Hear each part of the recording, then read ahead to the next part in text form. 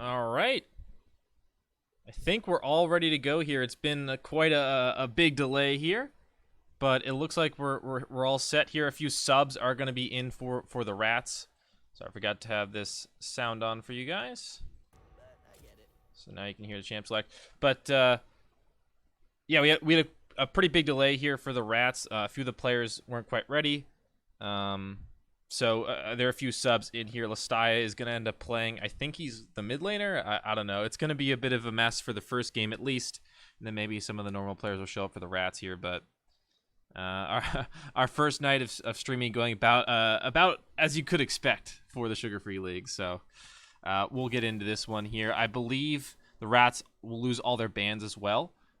So should be a pretty significant advantage for Speakeasy here in game one, as they're going to go ahead and take away the Tom Kench, the Ezreal, and the Camille. Pretty good bans here. Seen a few murmurs in Champ Select because the rats don't have a ban. They were asking nicely if they could potentially not play Pike. Apparently that is a thorn in the side of a few of these players here, so we'll see if they pick that up. Of course, things to note for the players, right? We got Queen Spider, an Elise player, so perhaps that will get played as well here. Champion that's not too common, not very strong, so it's just not like a big in the meta right now. But if you are, a one trick or someone who's an enthusiast of the champion, can definitely be good. Mordekaiser also disabled for the first week of the Sugar Free League, so we won't be able to see that champion quite yet. Which I think may have some competitive potential. I think it's a pretty decent champion now after the rework. Not crazy good, but decent, and may find a place there, especially in 80 carry metas. Being able to take that 80 carry away from the team fight is pretty valid. And speaking of 80 carries, we've got the Sivir here, picked up first in response to Yuumi, which has been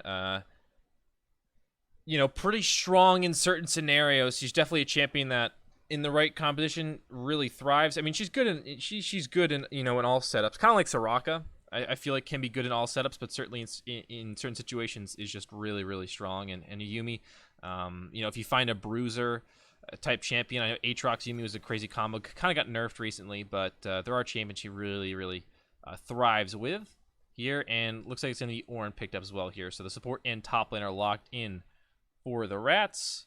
And Speakeasy gonna go ahead and I assume pick up that Elise there for Queen Spider. They're hovering it, taking it down to the wire here. But yeah, not counter picking yet here. But you'd imagine there will be a top laner, or maybe the bot lane will be rounded out here for Racklemore. Maybe he'll pick up a champion he likes into the Yuumi here. Obviously, Yuumi very, very squishy. If you do have a pretty hard engaged bot lane, you can kind of counter her in that way. If you can just constantly dive onto her, she can't really peel for you to carry in close quarters. But no, they're gonna go for the Nico. Based on the fact that the Ornn is already picked up for the rats, you expect the Nico to be going top lane. Obviously, it can be flex, but that's kind of where she's been most common recently. Even if you don't go for the on-hit build, she's been played very commonly in the top side with an AP build. So I assume that'll go up there, and looks like Lastaya gonna be piloting the Cassiopeia there in the mid lane. Obviously, Yuumi does give scaling for both AD and AP, so it could go to the bot lane. That'd be a really interesting lane, Cassiopeia Yuumi. But I'd imagine this is in the mid lane for Lastaya. No mid lane Ezreal this time. And again, I don't think they have any bans here, so I think they've given up literally all of them because of the significant delays here for the rats. But still got an interesting composition to start things off here. Strong team fight. The Wombo combo potential, the ultimates between the champions they've already picked up seems pretty strong here. And there's no Braum yet. It'd be kind of interesting to see if Racklemore picks that up later to deny the Ornn, as well as I believe will block the Yuumi waves, at least once the wave reaches the shield of the Braum. So I think that could be a really strong support pickup there for Sivir, and just a good lane combo there. So I definitely like that for them. But Braum isn't really a hard engaged champion. You can't really force on the Yuumi too easily, and she can just kind of poke him out. And the Sivir is low range as well here, so that may be a difficult lane for them, but a potential option for them. And Amumu was banned. I assume I guess Amumu's kind of a legit pick in this competition because of the ultimate, synergy here. And Draven getting picked up here for IB Lurkin in the 80 carry position. So Draven, Yuumi here going up against Sivir. And,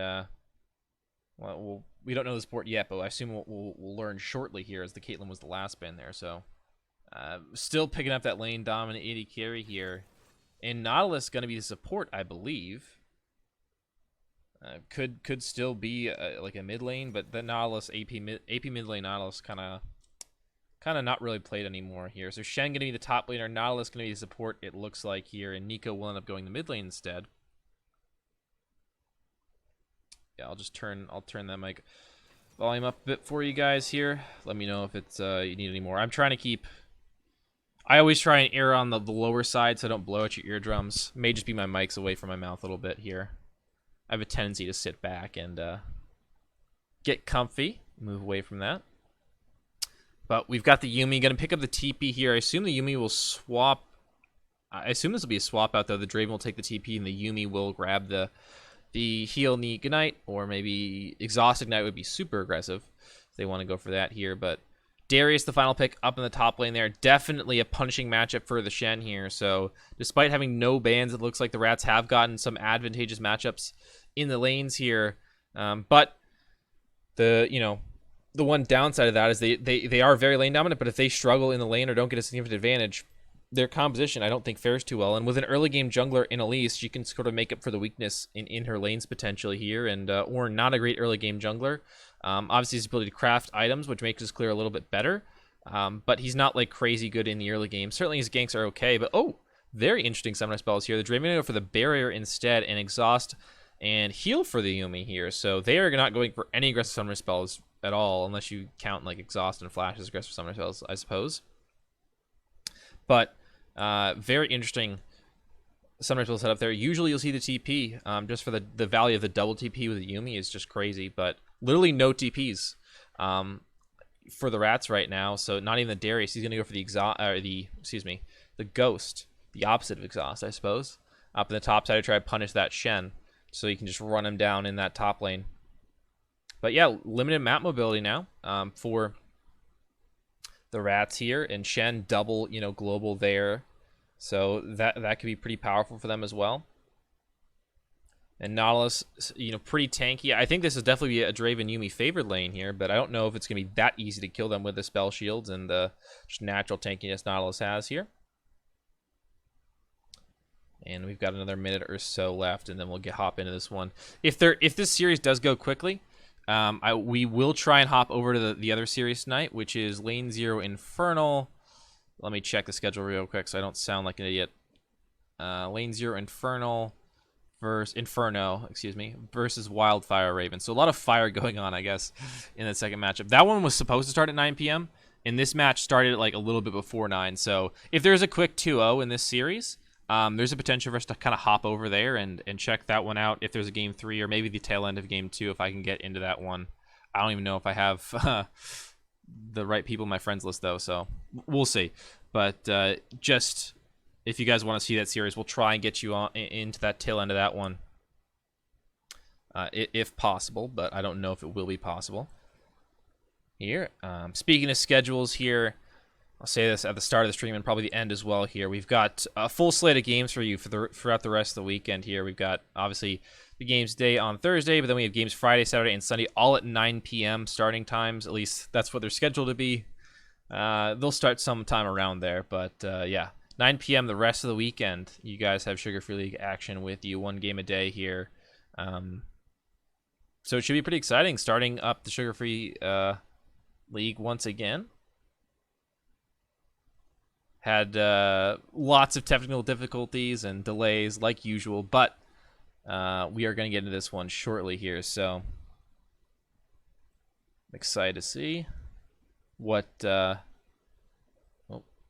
thing to hide, what these teams can do here. Obviously the Rats not really at full power. They've had a few subs here and a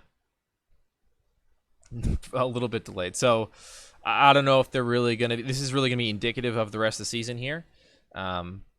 But at the very least, we get, you know, the Queen Elise, the one trick onto the, you know, the favorite champion here. So we should see some explosive things there. And hopefully see some cool things. Maybe learn a few things about Elise that I don't know. One tricks always seem to have those little quirks, you know, down with their champions. You know, there's animation cancels or special tricks you can do. To be honest, I don't know champions well enough to even tell you a few of those little quirks there. I know things like, oh, Rengar is one of those champions that, like, you can use the Blast Cone to get an extra ferocity stack when you start your jungle clear and stuff like that. Just cool stuff like that that really shows you how well they know their champions. So perhaps we'll get one of those things with the Elise here. But gonna be the Comet there in the mid lane for Val. So yeah, gonna definitely be an AP build there.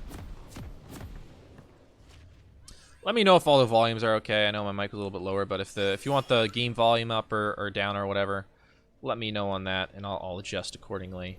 There was an update to OBS, so all my volumes and sizes for text and things like that are just completely screwed up now. So that's why things are a bit screwy here. So I apologize if things are too loud or too quiet. Not much I can do about the updates for the OBS screwing everything up. But we got a quick little check on the jungle here from Kang and Terror, who was along for the ride.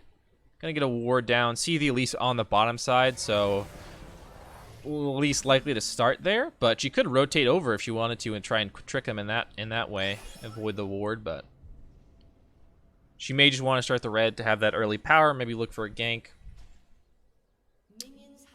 Interesting Halo Blades there for 4-shotted on the Darius. Obviously getting those stacks up early on is pretty useful. Of the passive, the faster you can get it, the more AD you get, the more damage. And both junglers gonna be on the bottom side here, it looks like. Yeah, I haven't seen Orange Jungle too much, but is definitely a decent jungler. You kind of pick the Ornn jungle for his ability to clear, and then you have the Ornn in the late game.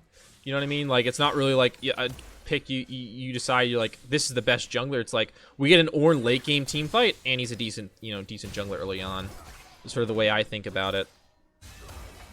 But early on, a little bit of fighting going here on the bottom lane. Ivy Lurkin, he's got a lot of damage here with his Raven, but he's already very low here. The Ignite going to go down onto him. Ivy Lurkin in trouble here, but the Descent Summoner spells are helping out quite a bit. He gets rooted up now, has to flash from that Boomerang Blade, but no, First Blood going to go over. Racklemore just runs at him, and he's going to actually hook a minion there on the backside, but all Summoner spells used, and Ivy Lurkin goes down here early on. He's not even get level 2 before he goes back here. Disaster start there in the bottom side, but Legacy and Racklemore with a big advantage here. Now taunt landed by Pizza Chan. He had a slight level advantage there for a moment, but now, oh no, Ghost going to be used here. Flash from Pizza Chan. A very early flash, but I think a smart one in this situation. Now he has an advantage. The grass coming through. He needs one more auto, but the flash is, of course, on cooldown there. And 4-shot has no TP. He's going to be forced to go back here, so a very, very nice start. The Rats, with their substitutes, not having a great time here, but Speakeasy certainly is. With their full 5-man roster here. Ivy Lurkin, again, still level 1 here. He's going to catch most of these minions because the wave wasn't able to push in all the way before he came back here because the short spawn timers at the beginning of the game, as well as the Sivir not being able to push very fast in the early levels with limited AD and, cooldowns. But Kang clearing through here. The Elise hasn't really had an effect on the map quite yet here. But is looking to do something in mid lane. Oh, the Cocoon just missing there. Lestia didn't even know what was happening, but oh! Queen Spider is going in. Going to take a big trade here with the double buffs. Lestia low on mana will be forced to go back, and I do not think has the gold for the tier. It does not look like, unless he's got Futures Market there. Don't know what his secondary is, but a great start so far, and looks like Queen Spider will take this bottom side crab, while the Ornn going to take the top side. Kang picking that one up here. So a 500 gold lead because of that first blood, as well as slight CS advantage here. Queen Spider lands the Cocoon. Good luck, I'm Terra in trouble. Gonna hop away to Ivy Lurkin now. Flash forward. Another good hook from Racklemore. Ivy Lurkin, he's trying to run away, but no Summoner spells left. Good luck, I'm Terra. One more auto. Ivy Lurkin certainly goes down, but good luck, I'm Terra does as well here. Queen Spider picking up the first kill alongside that assist here. A double kill, or 2 kills overall, rather, I should say, for Legacy. Well, Racklemore landing those hooks early on has secured several kills. 3 kills all onto the bottom side of the map. Speakeasy. That's really where they wanted to succeed as well. You got the Shen up in the top side who actually was beating the Darius early on. Doesn't get the kill, but the fact that he's in control of that lane, or at least, you know, maintaining parity is humongous for them because they want the bot side to be doing well. As Kang with a little dance here. He's going to find the knock up now onto Vow. He's in trouble. Flashes away, but he will still die. Kang going to pick up the kill there. Lestai getting the assist. Doesn't quite find the kill, but does find the Darkseal stack here. Just one. But still stacking that one up here. Racklemore and Queen Spider. Oh, good flash from Kang. Dodges the cocoon, but the hook will land. And I think he'll go down. He'll take the Elise with him, though. The Spider will go down for her first death. Racklemore now will get away with that red buff as well here. But Lestai with limited mana will not be able to chase with any confidence. Well, Racklemore just, again, very tanky early on here.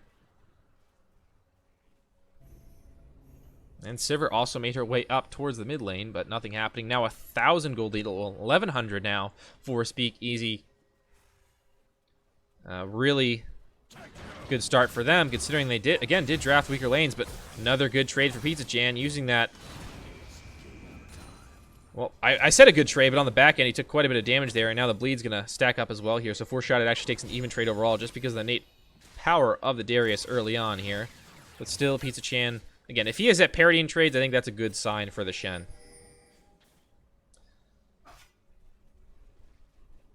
Has the wave in a good spot as well near his turret, so he can't really be run down by 4-shotted. His flash is not available. 4-shotted has both summoner spells here. And now Racklemore coming in. He lands the hook on Ivy Lurkin, but a great stand aside from Ivy Lurkin means that Racklemore will not get into auto range for the root until just now. He's continuing to go in here with the red buff. Oh, looks like 3 summoner spells used there on the bottom side. They managed to get away. Now 4-shotted in trouble. This might be the solo kill for Pizza Jan. The heal up from 4-shotted. He's got the bleed stack. Oh my goodness, one more auto. 4-shotted will get away. The grasp was huge from Pizza Jan. He almost beat the Darius in a 1v1 scenario here. At 6 minutes, that's not something you see too often. Lestai low on mana underneath this turret. He's struggling. But mid lane is relatively even in CS here. Lestai still has not been able to get that tier. He's sitting on 1,200 gold. And now the Kitty going to go ahead and look for some wards. But at least on the Dragon in the meantime. Kang coming for a gank in the mid lane. But a Val looking to find the fill onto Lestai. He'll eat the Ignite. He'll survive. No cleanse. But maintains the flash. And looks like Kang will give up the chase as well here. So it should be a free Dragon over. As well as all the lanes winning here for Speakeasy so far. No solo kills yet, but the CS is good, or at least the trade's been good as well here. As Racklemore coming in the mid lane, he misses the hook. Kang gonna find the knock-up. Oh no, Racklemore, he found the minion, and he goes underneath the turret and will die here. Vow in trouble now. Kang with no ultimate, but he finds a knock-up. Vow now finds level 6 though. Gonna use it at a fantastic time, finds a stun, and now Kang, he'll die here as Pizza Chan comes in to find that assist here, using that first ultimate to decent success here. As, oh no, the Cocoons misses, but Queen Spider trying to find the kill here. Flash forward. Oh my goodness, the auto is huge. Queen Spider finds the kill there. Good luck, I'm Terror. Goes down once again here. Second death for him. Ivy Lurkin has his second death already, but will survive that one. And now some plating going to be taken off this turret here. As Pizza Chan now fighting 4-shotted up in the top side, dodging some of those autos, but now that is on cooldown, he certainly has to back out there with the taunt. The dash coming in handy to get away from that Darius.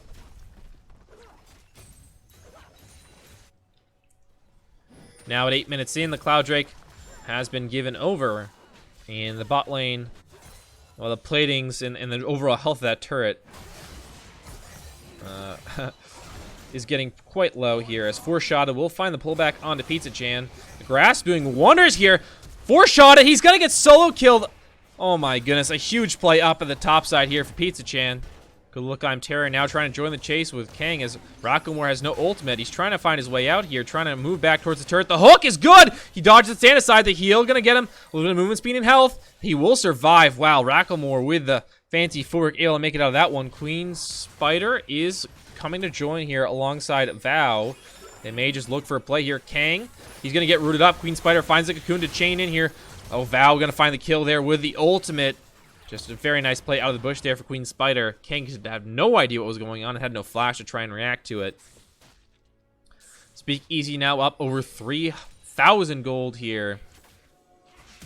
And now Queen Spider Flash Cocoon, but ooh, very good reaction from Listaya. Decides to flash away, doesn't even mess around with the potential for a cleanse. Very worried about that burst here, now that some AP has been picked up for Queen Spider. Alongside that upgraded smite. And now great hook here. The ultimate going to be used as well from Rakamore. When the aftershock takes no damage here, IB lurking and Glulam Terror in trouble. Rakamore actually finds the kill with Ignite while Glulam Terror wasn't targetable. And Draven goes down as well. Third death here for the bot lane. Kang has died 3 times as well, but he's picking up 3 kills. The bot lane has not been involved in a single kill yet. This is definitely not how you expect the early game to go. Here, you know, based on the compositions. 4-shotted again, struggling in these trades here against Pizza Chan. He's got the Bramble Vest, and 4-shot is having such a difficult time here. He's honestly losing these trades as the Darius at 10 minutes. It feels pretty bad. Pizza Chan also up in CS here.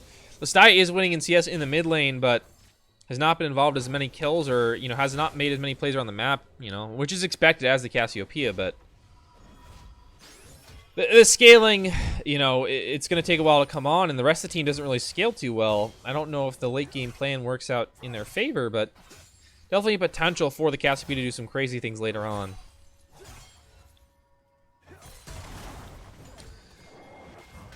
King, he's done a decent job in the early game here, but Queen Spider has secured every single neutral objective so far with the Rift Herald and that Cloud Dragon, and is now potentially making potentially looking to make a play up in the top side here with that Rift Herald newly acquired. Pizza Chan gonna go walk back to lane. He has ultimate and TP available if they want to go somewhere, but right now the play is top side. Queen Spider finds the Cocoon, the taunt gonna chain up with Pizza Chan, 4-shotted in trouble. Pizza Chan with a great tank on the turret. Didn't really play that as you would want to, considering you have the least to reset the aggro, but hey, Pizza Chan's tanky enough, but now here comes the ultimate Kang. He's gonna find the double knockup. Riftail gets knocked as well, make that a triple one. Glam Terror with the ultimate. He's gonna find the route onto Pizza Chan. Queen Spider trying to come in to help, but he just does not have enough HP here. The Chilling Smite gonna come down as well, and now Queen Spider in significant amount of trouble here. As Glam Terror gonna go invulnerable once again, means that Queen Spider will go down without the potential for a counter kill. Riftail will get a charge off, and that last plating will just survive here, so 2 platings left alive. A good play topside, but then they get a little bit sloppy with the aggro, and as a result, they have just too low on HP. When the play comes in from Kang and Terror up to, you know, try and save that turret there, and they do indeed save it. Dragon will be spawning in a moment here as we reach the 12-minute mark. It will be the second dragon, and that second dragon will be an Ocean Dragon. Nico in the bot side, split pushing right now. The Draven's still looking to put together that first item, as Essence Reaver has been picked up for Legacy, and he's now looking to go for the Infinity at second here, opting for the Lethal Tempo again to make sure he has enough attack speed here while he gets the first 2 crit items. But now a play in the mid lane, great ultimate from Rakamore! Oh my goodness, Draven almost picks up the kill onto Legacy, but Listaya now forced to run as the rest of the team comes charging into the defense of their bot lane. Oh my goodness, Speakeasy collapse on that one and save Legacy. He was just a sliver of HP away. One more Twin Fang and from Listaya, maybe 2, and then he would have gone down, but just a really nice collapse there. Great rotation from them, and a great ultimate from Rakamore finds both Glulam Terror and Listaya. And with all that, Pizza Chan will be able to make his way back up topside without even using the TP to save this turret. Not a single plating has been taken down quite yet.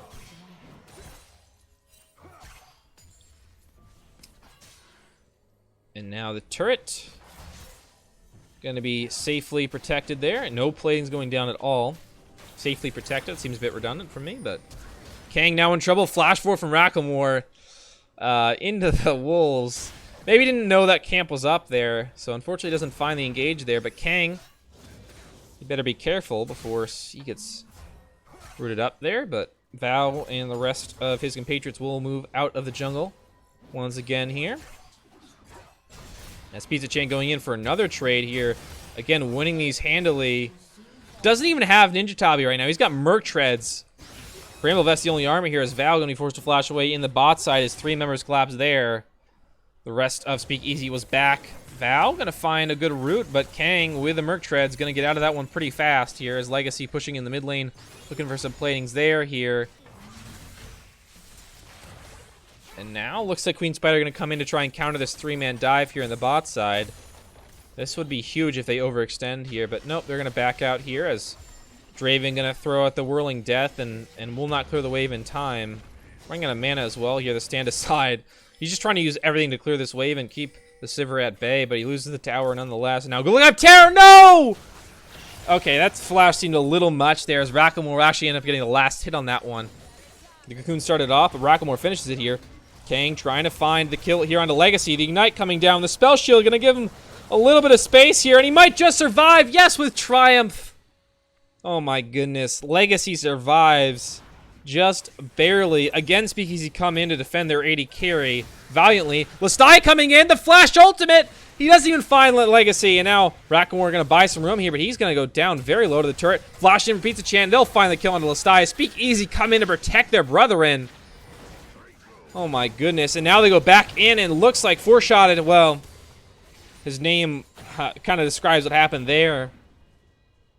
He's had a rough game here on the Darius, still going for the Triforce, but he's a long ways off, and you know, the enemies staring him down from the other side are significantly stronger this time. Oh my goodness, Racklemore goes back in, but his aided carry back here. Racklemore with a huge shield. That's Shen coming in with a stand beside me. Oh my goodness, I'm mixing up all the names here, but Shen coming in, he'll find the kill. Queen Spider actually gets the last hit, and now, look, I'm tearing it down. It's Queen Spider with the double kill here. Make that 5 for him in total. That's as much as the enemy team has, you know, in their entirety, so if that doesn't tell you how this game has gone, I don't know what does here, but Speakeasy showing how strong they are. Certainly could be contenders in the Sugar Free League. I'd believe it after, you know, their humongous performance today. And I'm saying that off the first 15 to 16 minutes here. Now, obviously, I'm overacting a little bit because there is a significant amount of subs here, you know, on the enemy team. You know, look at the Rats, and they don't actually have their mid laner, you know, a few subs here and there, the loss of bans, so maybe I'm getting a little bit ahead of myself, but they have played a really good game so far here. The Draven Yuumi bot lane pick is not really working out the way they wanted it to after dying level 1 in 2v2, and then the top lane, Pizza Chan taking the Shen into the Darius and doing quite well. Mid lane was kind of a wash overall, but Val was able to get some roams off because of the champion he's playing with. That Nika makes it a little bit easier. Made some plays with his jungler as well, who's a bit more proactive on the map because of the champion pick as well. So, I mean, things have been very good for Speakeasy.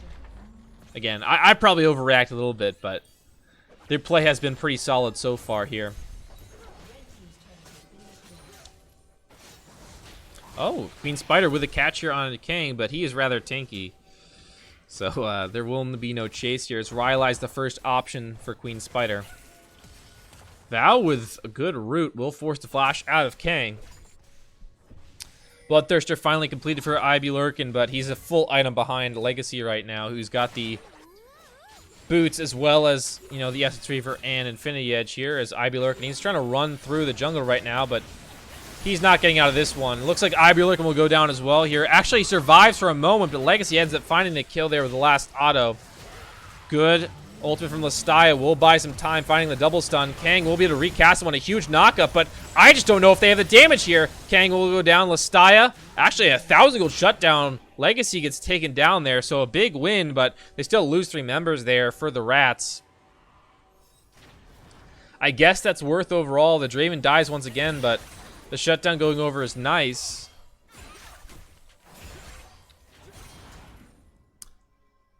And now we are at the 22-6 scoreline here in kills, and the gold lead over 1,000 once again. And oh my goodness, the dive underneath the turret for 4-shot. Pizza Chan now has to worry about the potential repercussions of his actions, but he'll get out okay here as Queen Spider just kind of zones everyone out. They're pretty scared of her. As the cocoon will land here. Queen Spider will not commit to it, but Racklemore will. He's going in. He pops the shield and will try and walk his way back out here as the rest of the team sort of left them. Racklemore is in trouble. Cocoon will land here to buy some time for Racklemore. There's a Sty gets done up, but Kang now with the dash forward. He finds Racklemore, and it's just a matter of time before he goes down. Queen Spider should survive at the end of this one. The Cocoon actually coming through as, oh no, here comes Speakeasy. The rest of the team coming through. The ult that found on the backside on Lestia. IB Lurkin maybe looking for the kill, but a stopwatch used from Queen Spider. We'll make sure she stays alive here. And I think that'll be that for that fight. Legacy back out on the map here with 9 kills and almost a third fully completed item there. Means that he is rather strong.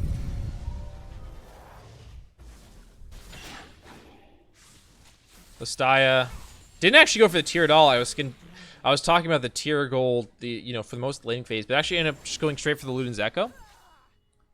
And now it looks like gonna be a Leandri's or a Lily's, maybe even Morello out of that Ruby Crystal. Still don't know based on the blasting wand there. Gonna be the Athene's first though from Gulakheim Terror, it would appear. Be weird items to buy if he wasn't going Athene's. Triforce completed now for 4-shotted, so at least has some power and turret taking potential. Maybe can beat the Shen in the 1v1, though that seems hopeful at this stage. Baron about to spawn in a couple seconds here. 3 dragons over. They're not super meaningful though. They're only a double cloud and an ocean here. So the sustain is nice, but they don't have a mountain to burn this thing down here. But still, with your composition at 20 minutes, you're still pretty good. Legacy here, again, he's on 3 crit items. This Baron will die pretty quickly, and they have a tank to deal with the damage here. Already at half health. Kang is the same level as Queen Spider, so potential for a contest here, but Pizza Chan coming in with the Shen ultimate. He will not find what he's looking for, though. Here comes the Ornhorn, but already the Baron has been taken down here. Good ult in the corridor here for the Yuumi, but on the other side, everyone getting deleted here. Speakeasy taking the fight pretty convincingly. Already the mid lane and top lane are dead. The jungler falls as well, just the bot lane remaining here. And they've only got 5 kill participations between them here. 1 kill that's on the Yuumi. There's just no damage coming from them. There's no way they're going to win that one. A triple kill from Legacy at the end of all that. And with Baron buff, it looks to be... if not the end, the base is going to be in shambles by the time they're done here, as Legacy accidentally takes aggro.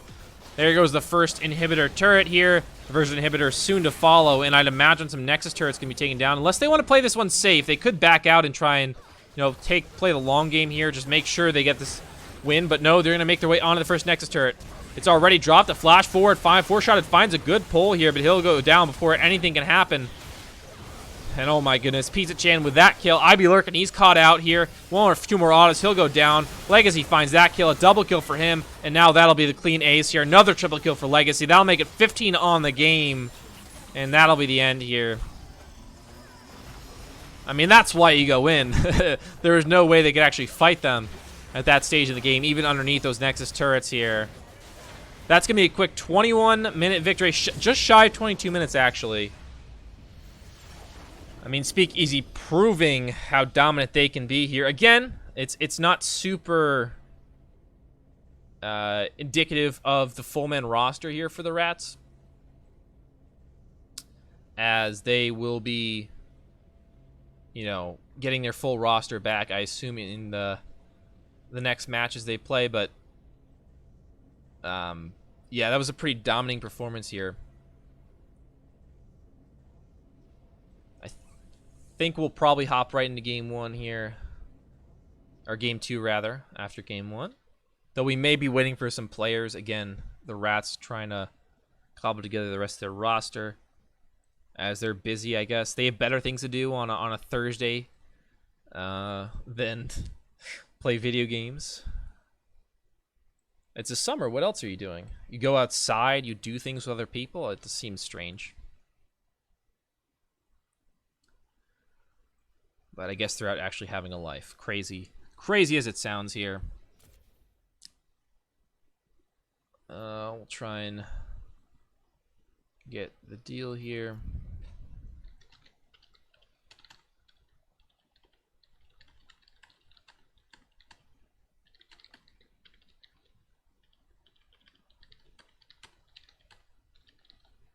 Just gonna ask and see if we're gonna do right into game 2, because if we are, I just won't leave. But if we're waiting on some of the players for the Rats, I'll just kind of peace out and try and see what's going on with the other skiers and try and give you guys an update. But we'll see what's going on. Looks like I got an invite, so we may actually be doing it pretty rapidly. Pretty much everyone's in the lobby here, so... Okay, apparently we are waiting. Never mind. Okay. So we're gonna wait on 2 of the Rats players, because again they're out doing something. They weren't actually able to play in the first series here, so Lestai is gonna get benched, I guess. And we're gonna wait on some of the Rats players here. So we'll be back in like a couple minutes, probably like 10 or so, if I had to guess, but I really don't know. I'm not in the Discord, so stay patient. Thanks for being patient actually tonight, because we did start a little bit late. I appreciate you guys sticking around here, and hopefully we'll get into game 2 relatively quickly here. And I'll try, while I'm gone, I'll try and get you an update on the other series, so I can share that information with you guys. But again, thanks for sticking around, and we'll see you guys in a few minutes.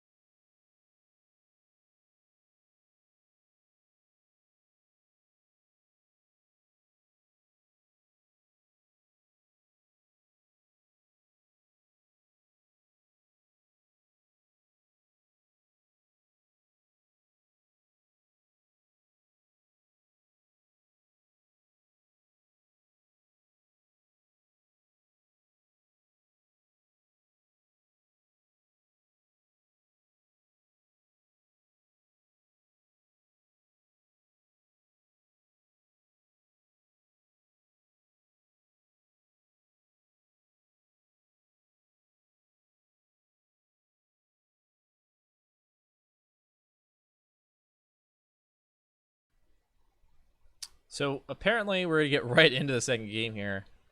The Staker showed up like right after I left, so we're actually gonna be able to get into this second champ select pretty quickly here. And I believe the Rats lose 1 ban for this second game. So they'll actually be able to ban some stuff, I guess, as opposed to game 1 here. But Foreshadow will actually be the mid lane here. The Staker ended up residing in the top lane here, but Kang, Ibulurk, and Gilligan Terror all going to be in the same positions as game 1. So hopefully we'll actually get a better representation of their team here. You know, so that we can actually, you know, we can really see what they're made of. You know, playing with subs kind of throws everything off, especially when they you know, force you into different positions here.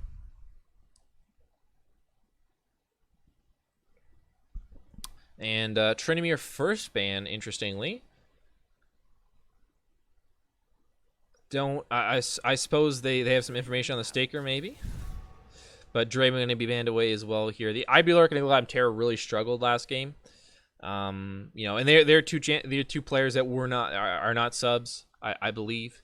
And you know, they tried to play Draven Yuumi, but the Sivir Nautilus really just took it to him. Literally level 1, they end up getting the kill. So it was kind of a rough start for them. I mean, I'm sure they've got more in them, but it's to me, it's interesting you ban the Draven after a game like that.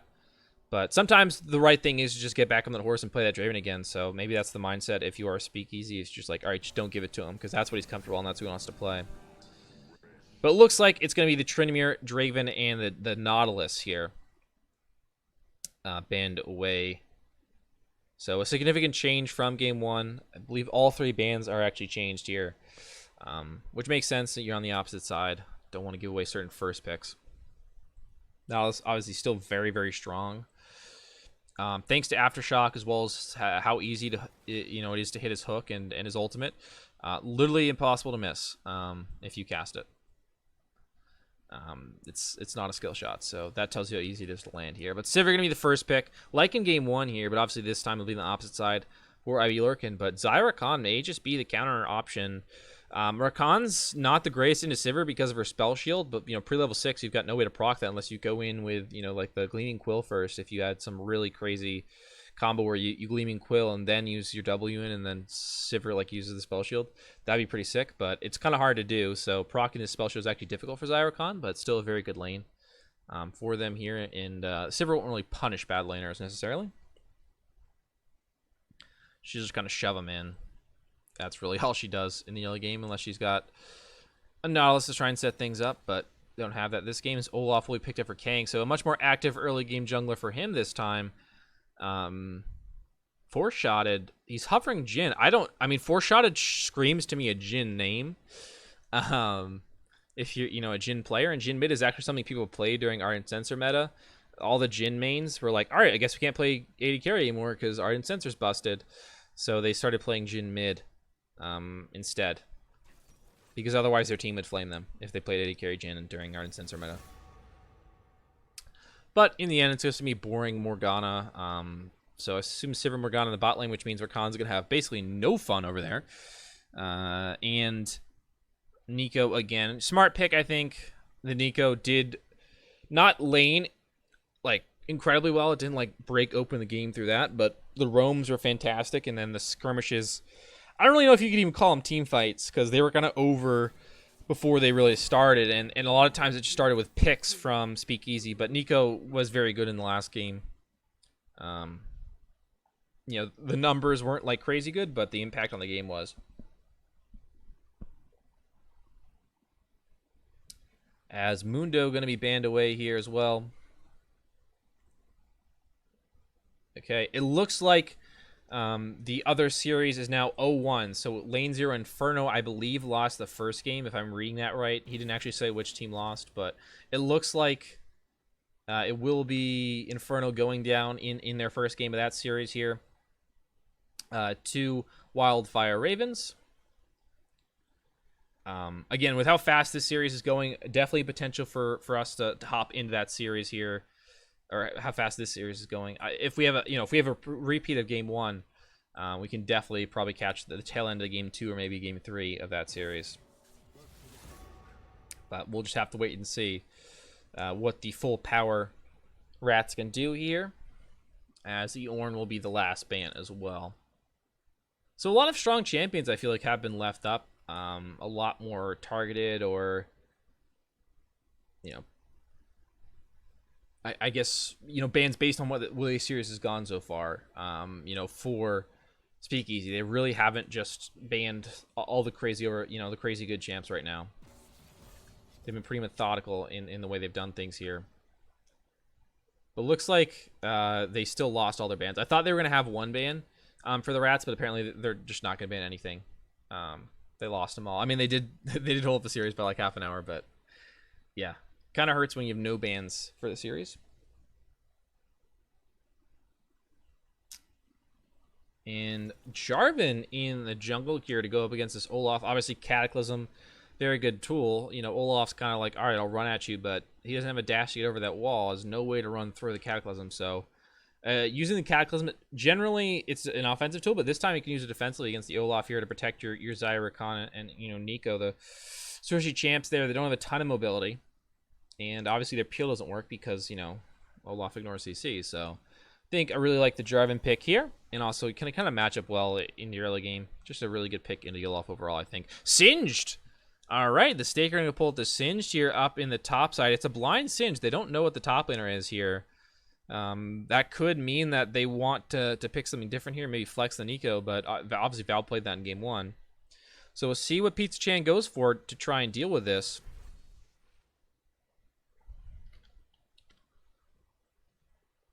And Jhin will be locked in here, so I was talking about mid lane Jhin, and I guess that's what we're going to get. We're going to get Sivir Morgana. I mean, I don't really see what else it could be.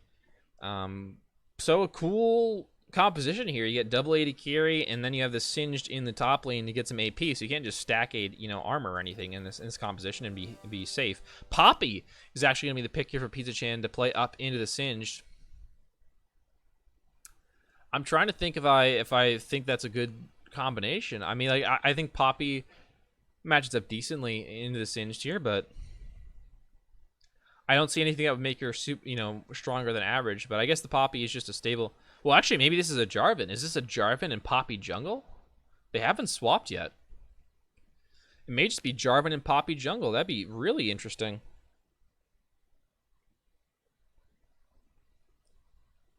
Well, we'll see in just a couple of seconds here. They haven't swapped again, and we're at 20 seconds, so it appears to me that there will be no swap, and we will have a Poppy in the jungle, a Jarvan in the top lane to go up against this Singed here. I was talking about, Jarvan is a good matchup into Olaf here. Poppy doesn't feel as good a matchup to me in the early game.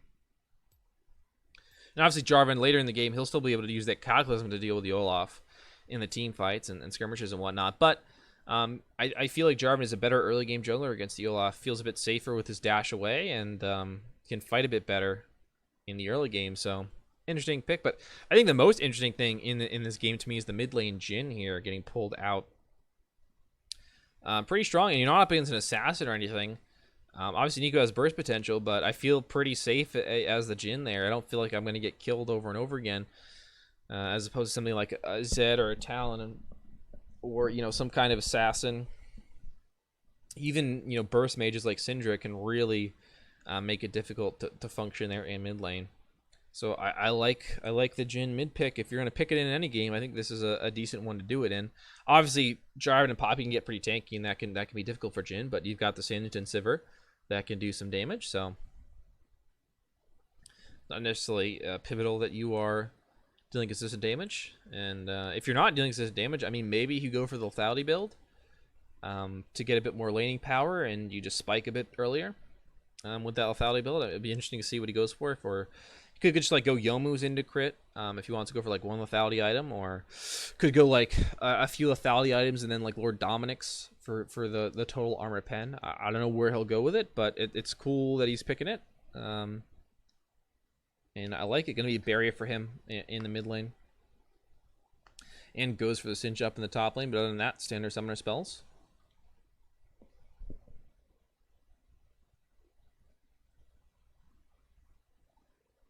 And I mean, that's pretty much all to say so far on this champ select screen. I mean, the Poppy, again, I think is a really interesting matchup here. The ability to push away the Olaf in the Singed later on, I feel like is pretty powerful.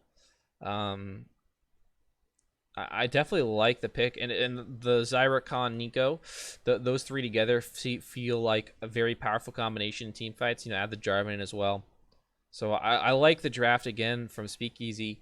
On the other side for the Rats, I think their individual champions are super interesting, and the power of the Olaf. We saw the power of the early game jungler. Queen Spider played the least in game 1. Was able to help the team out quite a bit, controlled the objectives early on, and was able to fight, at the time they needed her to. So we'll see if the Olaf can have a similar impact. Will be the flash from the Olaf, as is standard now. Predator has been used, but a few other options are available for Olaf, Conqueror. I mean, I don't really know after nerfs. I don't know what the ideal rune is on Olaf now. But people have been experimenting with Warrior and Black Cleaver builds as opposed to going tanky on the Olaf with like Cinderhulk and full tank. So Olaf has seen a lot of iterations in terms of builds and summoner spells, and just everything from him has changed over the last couple of years. But with the composition you have, I don't know what the best build is here. Will be Conqueror Olaf. I mean, that's the most common. It's just like without Ghost, obviously, it's kind of hard to run down people, and that's always the difficulty Olaf has had. Does have Sivir to speed him up, actually, now that I'm thinking about it. So that could make it a bit easier later on in the game, at least.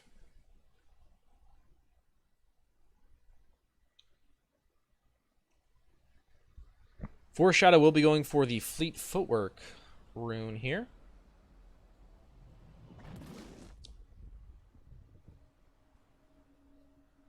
try and make this a bit bigger for you guys, so you can actually see the team names there. Speakeasy up 1-0 here.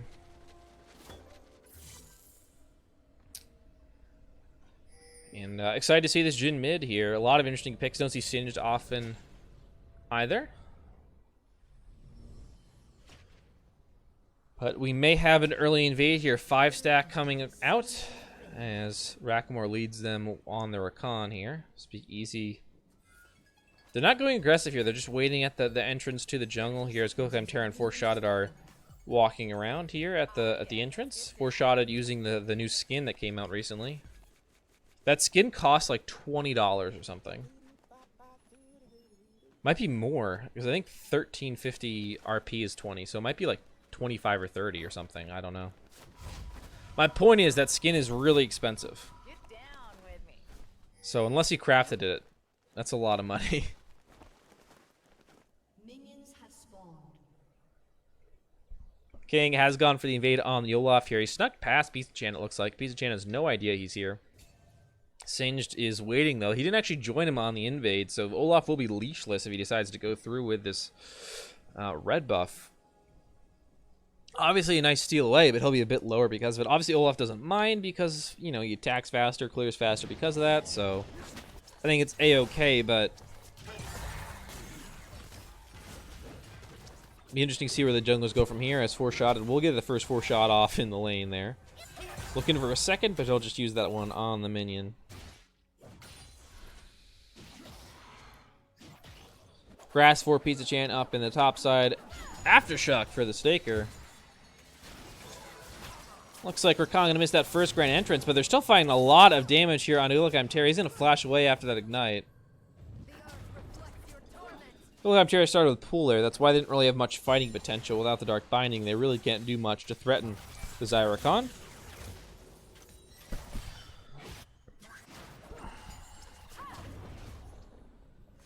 Jhin has always been one of my favorite characters. I think he's such an interesting champion. Like, his lore is so heavily tied into his kit. Just a really cool story as well. Like, the fact that he's the reason... Hold on. Can't rant right now as the bot lane went for a fight, but again, the spell shield can deny that Rakan engage very well, and Morgana can protect herself once she gets that shield of her own. Legacy, though, with a good sidestep on the binding. But as I was saying, cool lore. That's all I really want to get across there. As Pizza Chan and Staker, he'll fight a little bit there as well. But he's like entirely the reason Zed exists, apparently, because he like made him go insane, which I think is like crazy. Poppy is making her way topside here, maybe looking for a gank there. Is a bit of a difficult one. Rakan going in again. No spell shield available yet for Ulukam Terror. Rakamore will dash back out here. He's being chased down by IB Lurkin. IB Lurkin will find the kill here. First blood goes over. Ulukam Terror will survive. Legacy now in a bit of trouble here. The binding dodged out on Legacy. He's going to make a long trip out here. As, oh my goodness, flash forward. A kill in the mid lane from 4-Shotted here. They trade flashes, but he still gets the kill.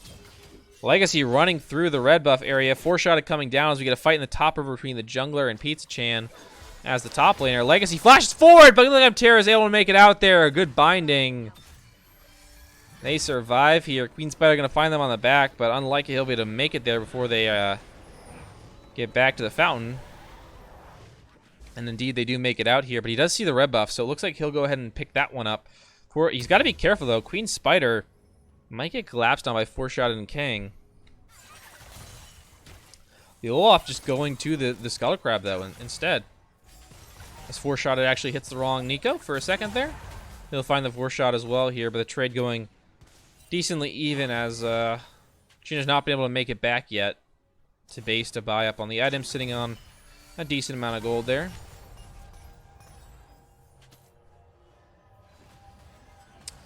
As Queen Spider will counter jungle these raptors as well. The Olaf on the Krugs. Warhammer for IB Lurkin. Just a longsword for Legacy. As Vow is, putting a decent trade in there onto 4-Shotted, but no threat onto him yet. 4-Shotted down quite a bit of CS, but with that kill, obviously makes up for that.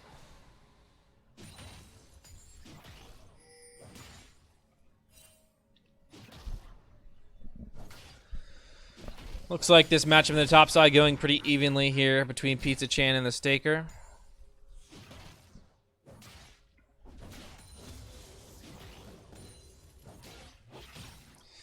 Even in CS here. Bot lane close in CS, but the kill gives a pretty big advantage to IB Lurkin and good luck on Terra, who have struggled in game 1, but now coming back here in game 2. So the series may not be as fast as I thought it would be. Now that they got the full roster, the Rats are looking much better. The Staker getting low. He's going to have to be careful there. Rockamore gets bound up. They go in. They may find the kill here. Good luck on Terror. Just as I was praising him, the bot lane here going to end up going down here. IB Lurkin will survive, but Good luck on Terror not as lucky.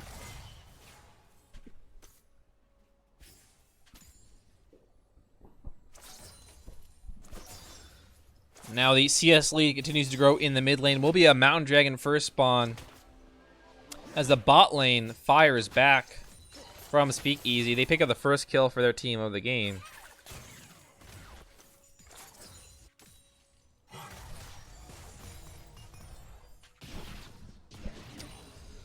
Pizza Chan and the Staker have been going back and forth, but with the TP advantage, you know, for Staker, he's able to come back to lane with a few items and make that trade a bit easier. The spell shield going to be good for Good Luck on Terra to save him. Now Kang in trouble. Cataclysm comes down for Pizza Chan. Kang going to be forced to flash out. Pizza Chan now in trouble. He will be flung back. Flashes over the wall. The poison. He will just survive. The Staker. Not going to pull the trigger on the dive here. As he going to fling Queen Spider in, but he flings him. He gets stunned up for it. That's not where he wanted to go. Pizza Chan, don't chase Singed. Oh, they find the kill in the end. Val coming up from the mid lane will find the kill, but the top laners trade themselves out there. The Staker ends up trading in the 1v3 situation. Not bad at all here. What an interesting play up top side. Ninja Topping and picked it for the Staker here as pieces for team at for Pizza Chan.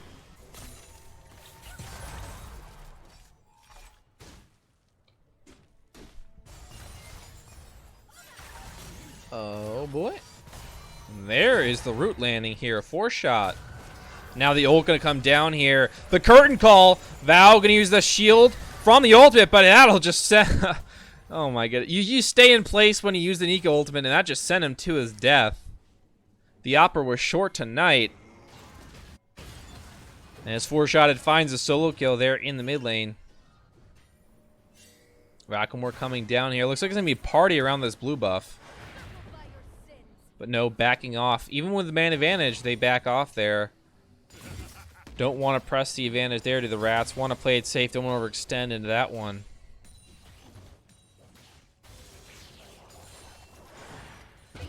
Bookclimb Terror has been very good on the Binding Smite, landing another one. This one not super consequential, but gets him a couple Spell Thief stacks at least.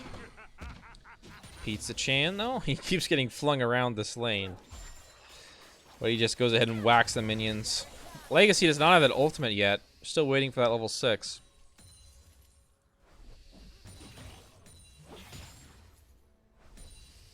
No. Not going to go in. Still 2 kills over to 4-shotted here. It looks like he will be going for a crit build. No lethality here.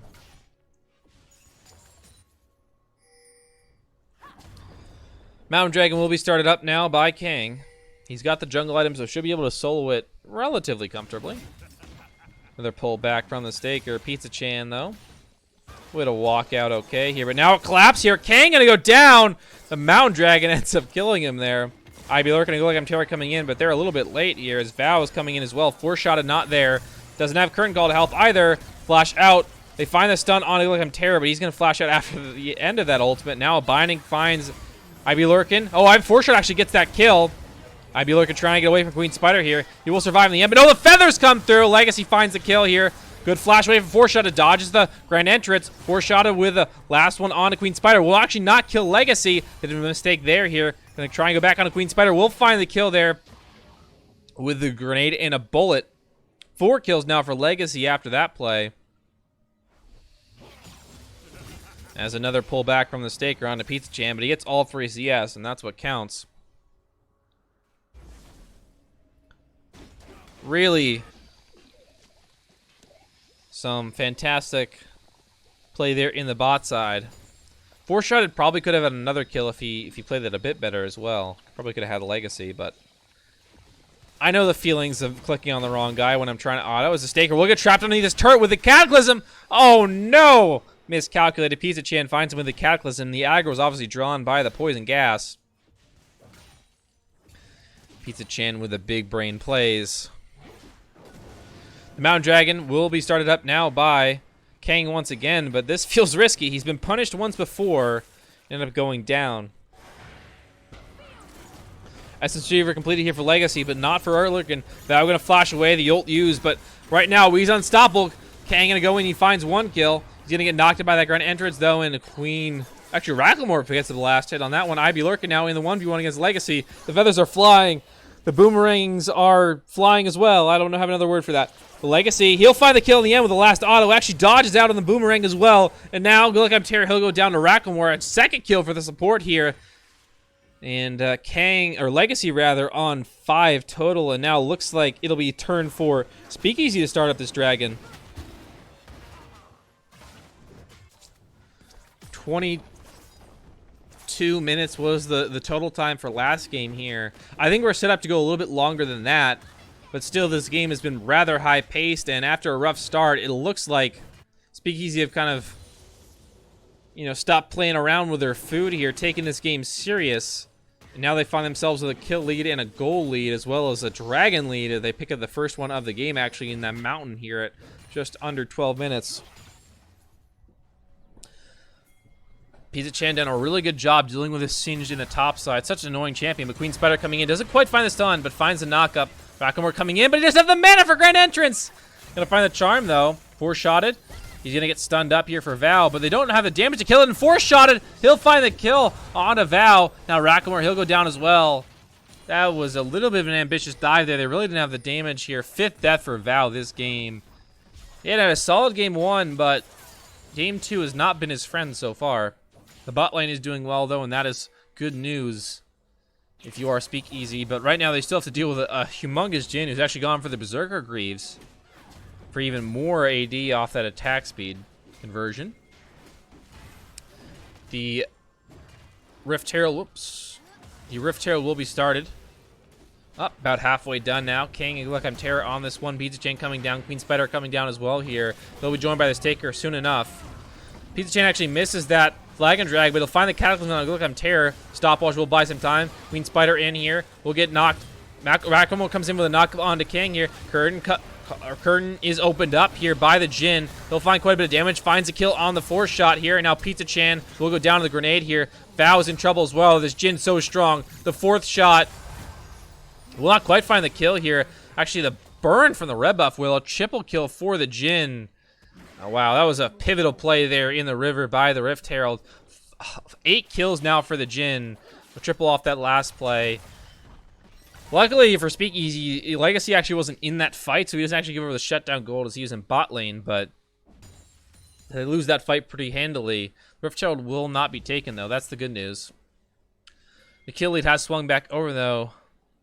14-11 now. Legacy's actually cheesing this brush. He's found IB Lurkin. Those feathers are coming through from Legacy. The pullback, the spell shield is good, and IB Lurkin will get out okay here. He has to use the ultimate, though, to speed up and get out. As Racklemore will come in, but the spell shield's still gonna be available by that time, I think, with the cooldown reduction of the Essence Reaver. If you wanted to go for a dive there. Kang trying to find Pizza Chan, but an easy hop over the wall, and he's out. And Queen Spider and Racklemore looking for the dive on the bottom side here. Look, I'm Terror isn't quite ready, and they find the kill. Oh my goodness, IB Lurkin went down before they even really had the chance to use their ultimates. It looks like we may have a push for this bot lane turret as well here. Obviously, the mid lane turret already gone down as first turret. But Val now in trouble. He's going to get rooted up. Actually, his clone gets rooted up. A very smart use of the clone to dodge that one, but he's still going to go down regardless. They will trade a turret for him, though, but Rift Herald being taken by Kang in the meantime, so still another positive play across the map if you are the Rats right now. But the inner turret going to be taken here. Rift Herald, though, going to get dropped in the mid lane, I would assume, here at the 15-minute mark. All platings are down, but now it's just a race for the gold on the turrets. Back's going to come through from Speakeasy to try and defend their inhibitor in the mid lane, because right now they have no one to do it. Very nice play from IB Lurkin with the ricochets will buy a lot of time. Staker will do the same there, interrupting the backs. IB Lurkin going to flash out, but he's done such a good job delaying the backs here. The inhibitor just might go down. At least the inhibitor turret. Queen Spider will miss on the ult as well. Inhibitor turret already down to a quarter health. 3 members back right now to defend this one. So Speakeasy will retain their mid lane inhibitor turret, but at a sliver of HP. Red buff will be stolen away before they make their way out of the jungle there. The bot lane is Speakeasy picking up something on their way out. Pizza Chan, he's going to be forced off this top lane turret as well. He's done a really good job this game on this Jarvan, but I don't think he can do anything here. Well, Kang's going to try and dive underneath this turret. He takes a lot of damage, but Pizza Chan, without the help of the turret, may not be able to win this one. Here comes Queen Spider to help out, but Pizza Chan, he's taking a lot of damage. And there you go. The Olaf picks up the kill, and now with a Triumph proc, he may just be able to turn this one around. Val flashes in. He's going to find the kill, and now looks like they will clean this one up. A 2-for-1 trade overall now, it looks like, for Speakeasy. Very nice. They also found the kill on the bottom side there onto IB Lurkin. So the Jin's still 9-0 now with the Essence Reaver. He's incredibly strong, but the rest of the lanes right now aren't looking too hot if you are the Rats. The Rod of Ages picked up for the Singed here. Essence Reaver completed for the Sivir, but still scrambling to get the rest of the items for her.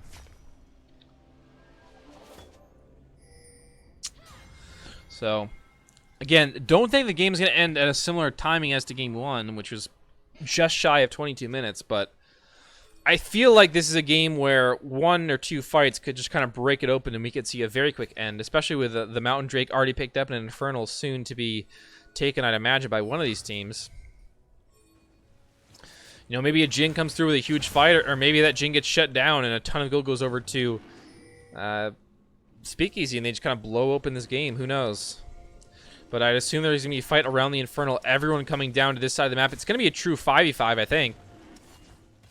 A few wards being placed down, but with a new restriction on to control wards, I say new, it's been several months old now. There's not really as many to play around with when you play these vision battles here.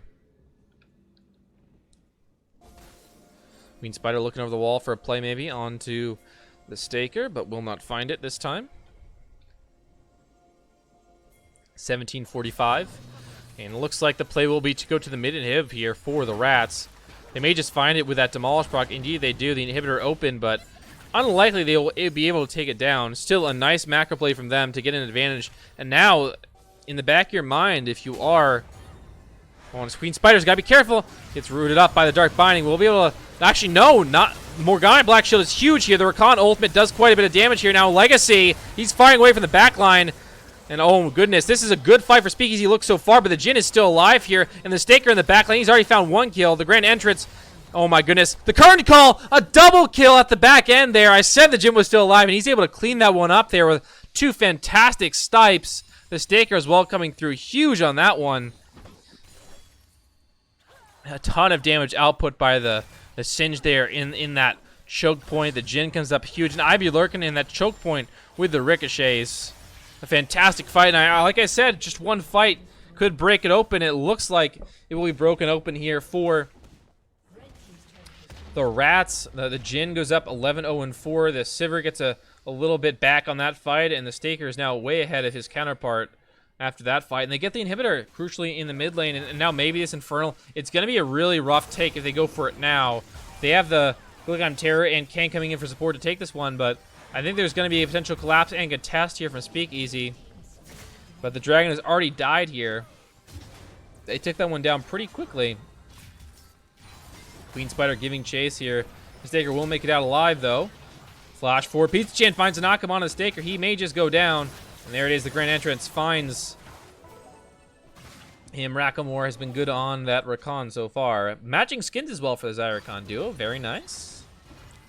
Looking very, very sweet in those light blue and dark blue colors, I guess. A little bit of blue and white, I think, is a very nice combination, especially with the way that... I think Rakan, just overall as a champion, has some of the nicest models. Just the way the colors look, just the effect that they have on those feathers. Very, very nice.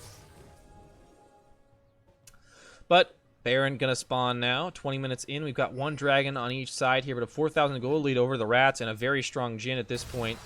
11-0-4. He's about 4,000 gold up against his enemy mid laner. I suppose like 3,500-ish. I was rounding up quite a bit there. Good defensive vision placed down here, but oh no. A good binding finds the jungler, Queen Spider, in trouble, and the team just is not there to help out. Queen Spider certainly going to go down here. Force shot. It doesn't even need that force shot to take down Queen Spider here, and that may just indicate the start of a dragon. 4 members on this one. Singed in the bottom lane with TP. He's split pushing, but this Baron is going down pretty quick here. Again, Infernal, so important for a Jhin. The amount of damage you get off it is humongous. Better than a Mountain, in my opinion. And now, Redemption coming through here. 2,000 health. Rakamore goes in. They're trying to get test one. Oh, 20! Oh my god, it's a 9 HP stolen by Legacy. The smite wasn't there. Kang did not have it. A huge fight breaking out now as well. They're going into backline Legacy. He's at a huge feather pullback. The Jhin is dead. Legacy giving chase. He'll go down in the end. It looks like they're actually going to find almost a full ace here. Queen Spider will survive. Does he have Baron buff? Did he revive in time? He did not. So the Baron actually does not go over. No one has it on the map right now. They committed to the fight after the Baron steal here. And so the Speakeasy will actually not retain any of the buffs they acquired. But crucially, they do deny it from the Rats, which is, you know, if they didn't, I think this game would be kind of over. So that's huge. A Demolish proc is huge as well here on his inner turret in the top side. That Baron went down to 25 and then 9 HP. I don't even know what hits a Baron for... What would that be? 16 damage? Like, what hits a Baron for 16 damage that make it go from 25 to 9? And then the auto. I think it was a pass-through damage from the Xayah as well. The auto that did it. What an insane Baron play that was. Kang just didn't have Smite. I think he literally did not have Smite at all because he used it on Queen Spider when they collapsed on him. And ended up getting that pick. This Digger also has gone for a very heavy AP build here. He's gotten Rod of Ages into Rylai's and now Relandries. So that means he won't have a lot of tankiness later on in these games. He's got a lot of health, but he's got very little armor and no MR. So he's going to be actually pretty squishy. But obviously he does a lot of damage and offers a lot of utility with the Rylai's. Just slowing everyone in those team fights in the AoE is huge.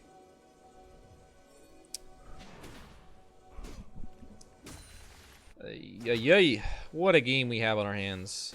4,000 gold lead still retained for the Rats, and the inner turret will go down in the bot side. So only the base left now for Speakeasy.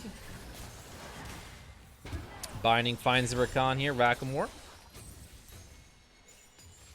As they back off once again, waiting for these waves to collapse. No neutral objectives available, so it's just the siege right now for the Rats. They got nothing else on their minds. Here's the supers continue to file in the mid lane. That should be respawning relatively soon here as Queen Spider finds a stun on the Staker. He is decently squishy, but no one here to actually kill him. As the rest of the team is in the bot lane. Cataclysm is landed here. Big play by Pizza-chan. Vow is coming in. He's found a bunch of stuns here. The Olaf dies in the backline and Jhin charmed up. Four-shotted. No one's killing four-shotted in the backline. Rakamore found him, but now four-shotted will turn this thing back around. Rakamore, he's going to dive before he can dash back out to his teammates. And the AD carry is still alive here. The Xayah available, but she had to go back to the fountain to heal up, it looks like. The Curtain Call will not find the kills it needed to on to Queen Spider, so 3 members left alive versus 2. Speakeasy has that advantage, but this Jhin is so strong. 13, 1, and 8. He may just be able to waltz into this base and take it. Looking for this inhibitor turret. Queen Spider looking for the stun. Will not finding against the wall here. Pizza-chan misses his knockup as well, but four-shotted will go down regardless, it looks like. So a nice pick off there. They get the shutdown gold as well. So very nice, but the fight didn't go exactly how they wanted it to. With the fantastic engage from Pizza-chan with the Cataclysm and the follow-up from Rakamore finding the charm onto four-shot in the back line. It just looks so good from the start, but they actually weren't able to kill all of them in the end. The backline wasn't able to get access to all the members here. Now a contestant over the Mountain Dragon. Oh, Queen Spider steals it. A second objective away from Kang now. He's not been able to secure much of anything. for his team this game. Lost the Baron, lost the Mountain now. Double Mountain over. Again, not as important as the Infernal because a Jhin exists, but still, Double Mountain cannot be scoffed at these late game situations. The Staker is looking to backdoor and potentially take this inhibitor turret. Or inhibitor, the inhibitor is already dead. The inhibitor in the mid lane here. Good spell shield saves Ivy Lurkin from the stun on Queen Spider. Now they're charging forward here, but damage being given back. Pizza Chan will lose the inhibitor now in the mid lane to the Staker. Very nice backdoor from him. He'll just use that ult to run back. Actually, no, he's going to go for the inhibitor in the bot side, and the rest of the team is not able to get back just yet. They try to back, it'll be interrupted. Pizza Chan, he's going to lose 1v1. He's got no MR. It's all armor and health for him. The Staker going to back off once again here as Queen Spider comes in for the chase. Pizza Chan, though, again, he's got to be careful here as the entire team of Speakeasy comes in to collapse. They find the stun. They find the kill here, but they've given up an inhibitor in exchange for that kill. And no pressure on the map. They're able to get the mid lane tower, but if they hadn't had Staker back dooring there, they probably would have been able to get the mid lane inner as well. Another Baron's going to be spawning in a few minutes. There is a ward on that for the Speakeasy right now. It's one of those long range wards, the blue trinkets. As Racklemore will go ahead and clear a lot of the vision. Queen Spider, though, is on this red buff. He's in trouble now. Another good binding from Look I'm Terror, and Kang will find the enemy jungler and take away that red buff as well. Use the ultimate. It seems unnecessary, so we won't have that for this fight, which is pretty big. Kang will get rooted up there, and just as I say that, he needs that ultimate to run away. The Redemption's going to come in to buy him a bit more time. Here comes the Rakan. Finds the charm. He's going to go down, but not before he takes two people with him. Double kill for Legacy. Racklemore definitely worth on that trade. Ivy Lurkin coming across. He's going to try and find Legacy. Feathers immediately get pulled back here. Ivy Lurkin, he's gone very, very deep. We'll find the kill on the Legacy, but he trades himself out for that. Look, I'm Terry. He flashes away. And now here comes the Staker. He's full health. He's full mana. Maybe he can make something happen, but gets rooted up. Pizza Chan now. He's looking for the flag. Oh, the root from Staker is fantastic, but there's just no damage here. Staker now comes running back here. Pizza Chan just gets rooted up. He might just die to the burn here. He's got to be careful. The binding! Oh my goodness, just barely misses. Pizza Chan in trouble. I don't know if he's able to get out of this one. He's trying to run around the jungle here. The Staker, he's continuing to give chase, but Pizza Chan, the big brain here, he'll hop over the wall.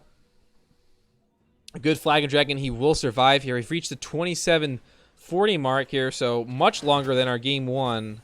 This one hotly contested. Can go either way. A 3,000 gold lead right now for the Rats. But Speakeasy is, on their heels here. They have a strong AD carry of their own. 4-shotted basically kills everything. But Legacy, he does quite a bit of damage, Here he's picking up the lifesteal items, the Phantom Dancer, trying to get a little bit of survivability alongside this armor pen. Which the armor pen seems a little bit unnecessary to me because no one's actually really stacking armor here, but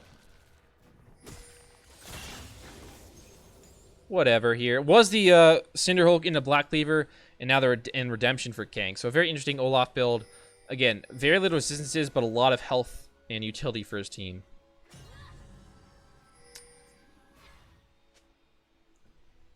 Being able to shred that enemy armor as well as provide some healing. Not bad at all. But double mountain here to a single infernal. Again, huge for the Jhin team, but the double mountain means that if you leave them alone with dragon or Baron rather, or dragon, it's gonna go down super fast. So you got to be always careful of that if you are the Rats here. Another backdoor coming in though that will signal the potential engage here for Speakeasy, but a very smart back off from the Rats, and Staker will get this inhibitor, but it may be at the cost of a Baron. I think that's a worth trade though. TP coming in, though. Staker wants the fight. They're going to go for it. The feathers are flying here. The Redemption's coming in. Legacy's already slain Kang. No jungler for Smite now, as the Staker will go down. Legacy with so much damage. Ivy Lurkin, he's the only damage source left. The Jhin is already down, and that's all their damage here. Double kill ends up coming in here. But both AD carries down here. It looks to be... Oh, Golem of Terror, he just survives with the spell shield, so it looks like an inhibitor turret, or inhibitor rather, in the bot side will go down, so that's double inhib for the Rats, and I don't think they can take Baron with the remaining members left alive. I don't believe Speakeasy can actually kill this Baron here, despite having double Mountain Dragon. So that's definitely the fight that you'll take as the Rats. because it's an inhibitor for like a kill essentially, because it was a 3-for-4 trade.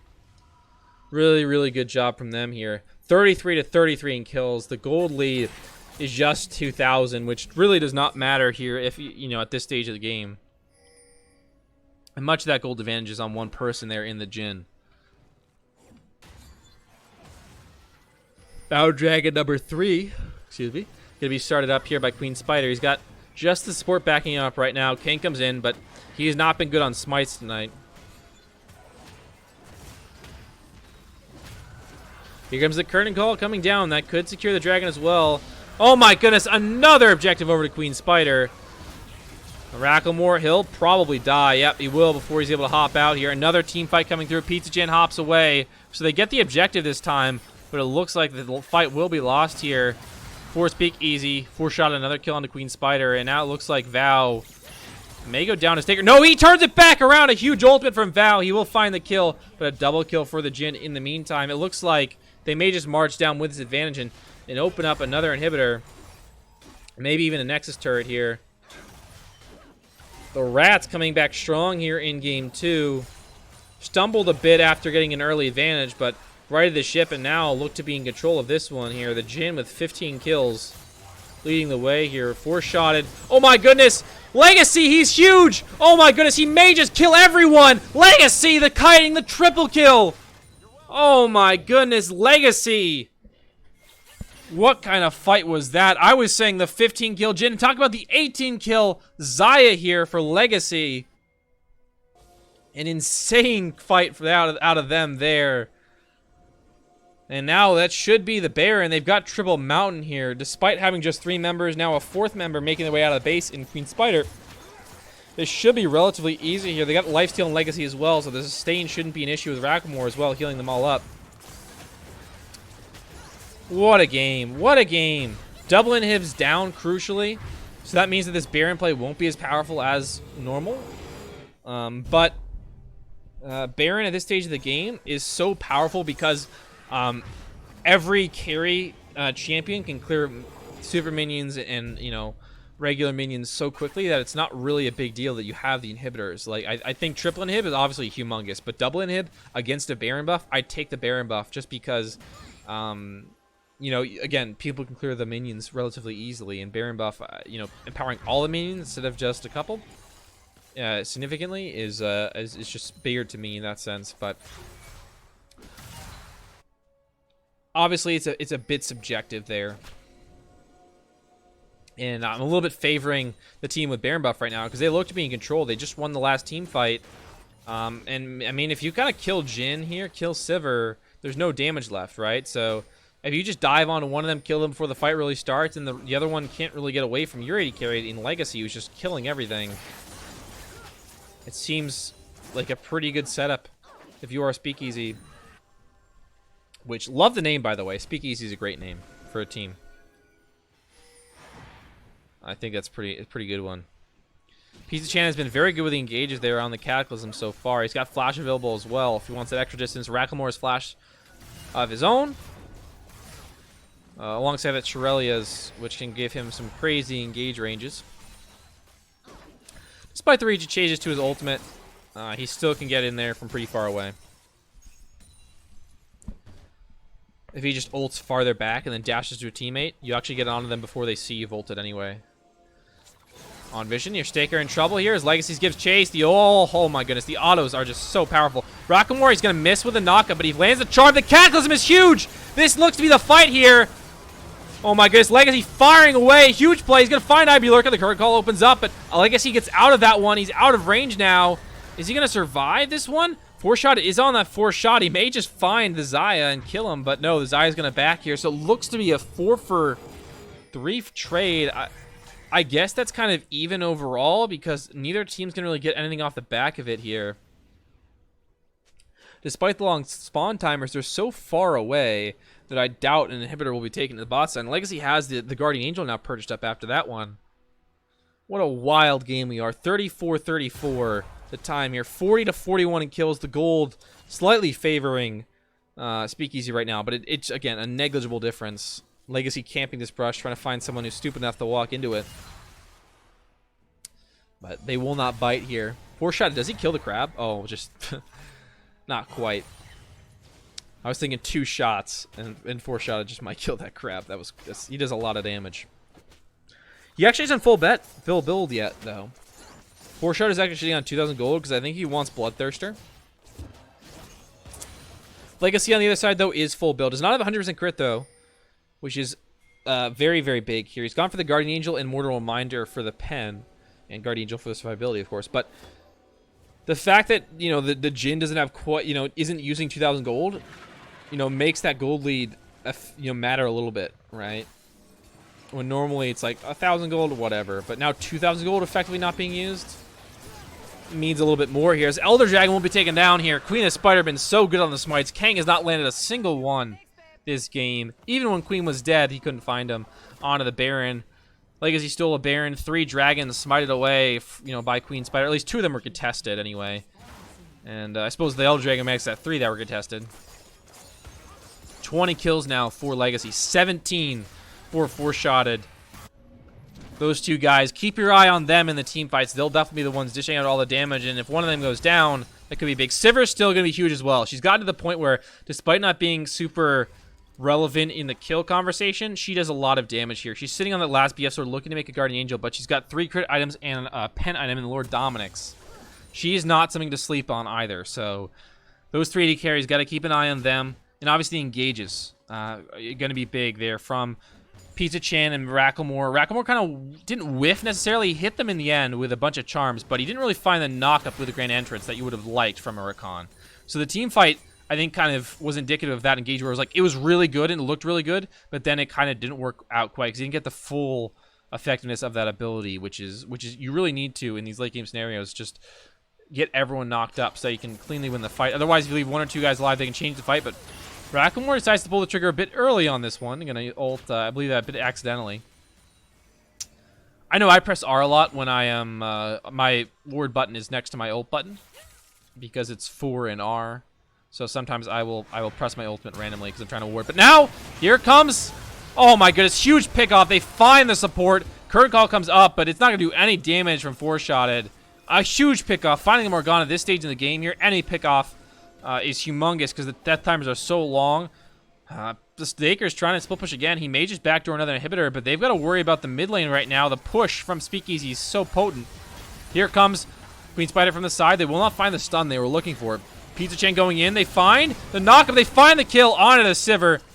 Just 4-shotted left. The Staker is trying to go into the enemy base and proxy the minions here, but there's still a wave coming through the mid lane right now.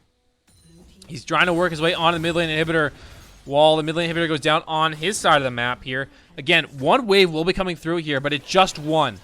The rest of them will be proxied by the Singed here, and they go into... Oh, they find the Jhin. The Cataclysm big. They find the kill here onto the jungler as well, and now the support. Probably going to go down. Look, I'm Terror, the Staker. It did come back all the way, but Legacy firing away here. The healing, the Guardian Angel armor is so big. Legacy will survive all of it here. We'll get thrown in the Guardian's Angel. No! Yeah, no, we will. The last tick on that burn from Leandres will get him here. As Racklemore, he'll die to the fountain as well here. They've got to be worried now. They finally find the kill on the top laner, and that will be the Nexus. And the series over to Speakeasy got a little bit dicey at the end there, but they close it out. What a game, though. What a game that was. Back and forth the whole way. But finally, they put the final nail in the coffin there. Speakeasy, playing with their food a little bit. A dominant game 1 because of the subs, but game 2, super competitive. Tinfoil Rats, definitely not a joke in this league. I jumped the gun a little bit in game 1 here, but Speakeasy still comes out on top with a clean 2-0.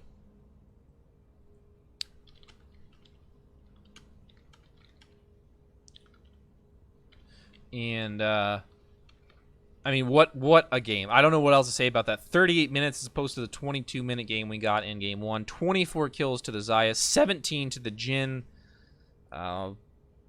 Any more notable stats? We had 10 double-digit deaths on 4 different players as well. 41 to 47 kills overall. A really crazy game in the end there. Just trying to find out what's going on with the other series so we can maybe hop into that one. Let's see if I have them on my friends list. I may not. Let me see if I can hop in a game here. I cannot. Okay. It looks like I can't. So I have one of the players on my friends list, but I can't actually join the game. So that kind of sucks.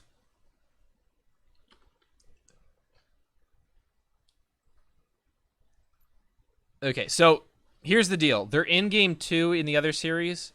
In Wildfire Ravens versus Lane Zero Inferno. Lane Zero Inferno is trailing 1-0 right now. And they're in game 2. It's like 35 minutes in. He says 25 minutes in.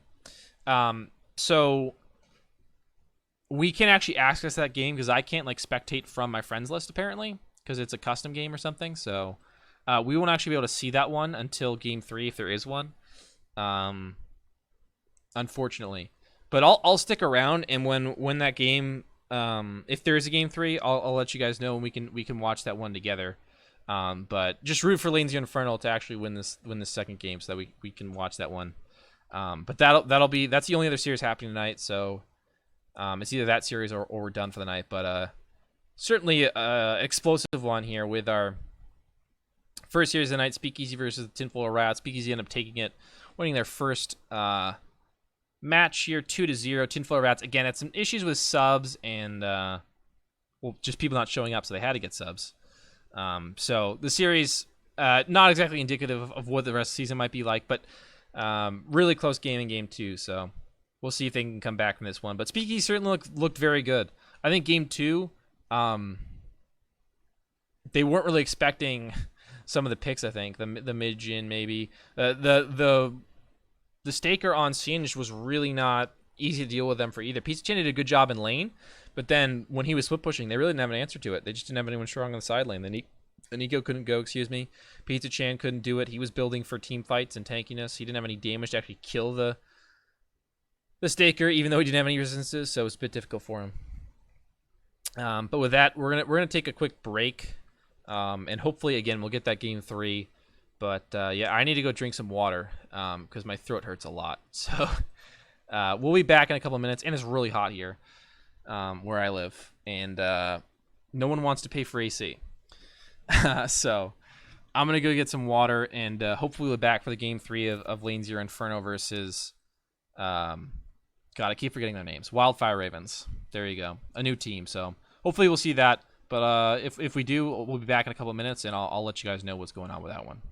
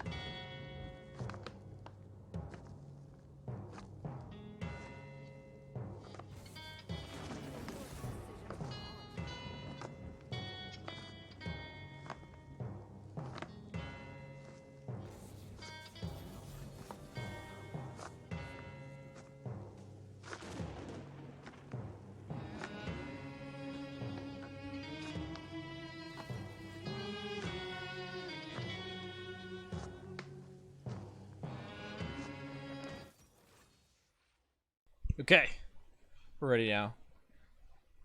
Changing the labels takes a lot of time because I'm very slow, but we are ready to go. It's game 3. It's 1-1, obviously, between Lane Zero Infernal and Wildfire Ravens. Wildfire took game 1, and Infernal took game 2. If I have everything right, I don't know how those played out. I know Alive played Rek'Sai in game 2. That's all I really know, because I saw it on my friends list. But other than that, no idea how these first 2 games went. Obviously, I was watching with you guys. But we're gonna get a Sivir Taric bot lane after the Nautilus first pick here out of Inferno.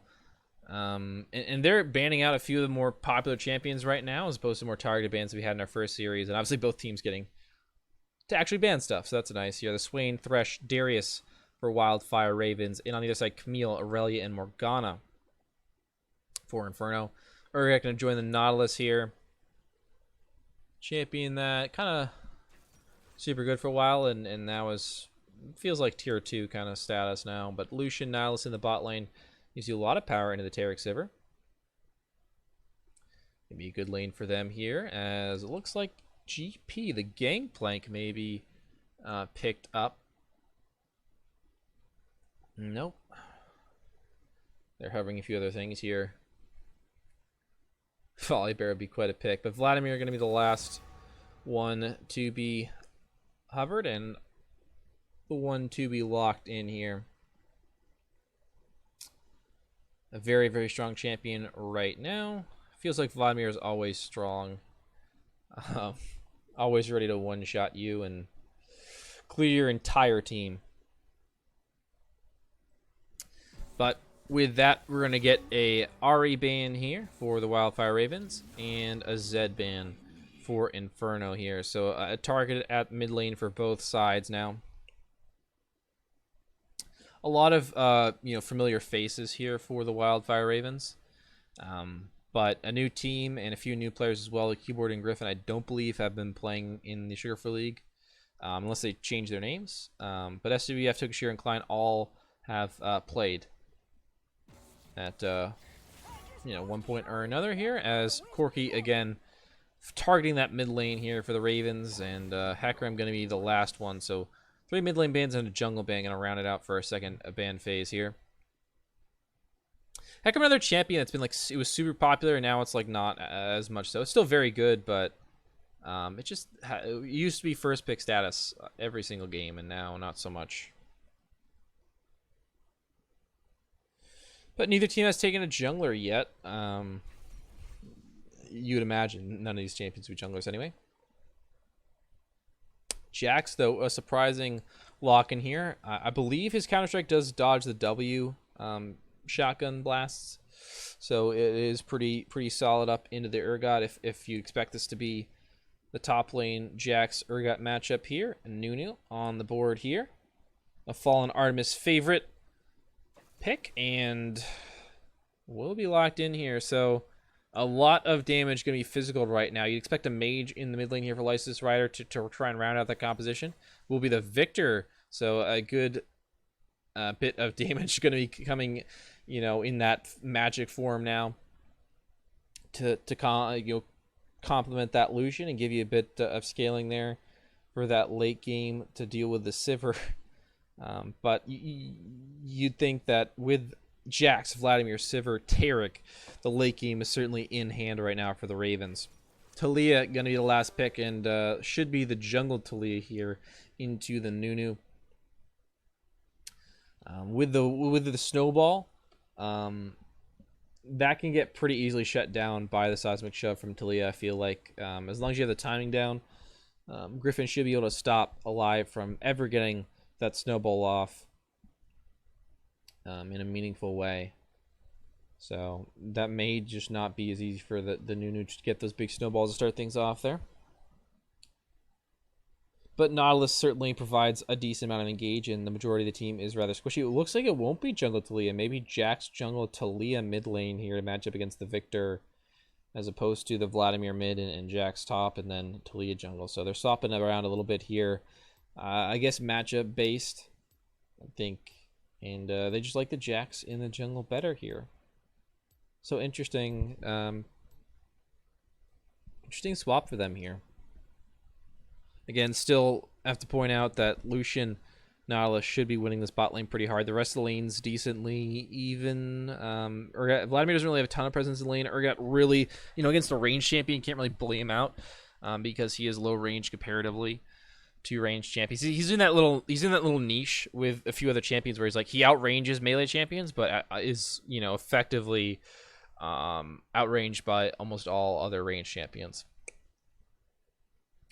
But TP on the Victor, interesting. TP on the Urgot and Vladimir, as would be expected, but usually you see the defensive summoner spell on the Victors. But no, gonna opt for it here. And everything else standard. Ignite for the Talia, Ignite for the supports, and heal for the AD carries. Nothing crazy there, and the junglers remember to take Smite, so that's good, at the very least. And yeah, I mean, this feels a lot more standard than the games we had earlier between our first two contenders, Speakeasy and Tinfoil Rats. They were picking a bit more out of meta stuff, just because they like it. They like those champions. They are strong on them. The Jhin, the Elise, Singed. So it just felt like a very different game than the usual games we see now. So it's nice to have sort of that both the standard meta game to show off, as well as some more wonky things that we got in the first series here. But this will be game 3 here, the cider of the match. Again, the first match for both these teams, of course. So Wildfire Ravens and Lane 0 are both looking to get off on the right foot. Again, both teams are made up of mostly returning members, but a few new players. Aged Wizard, Riffin, and Keyboarder all new.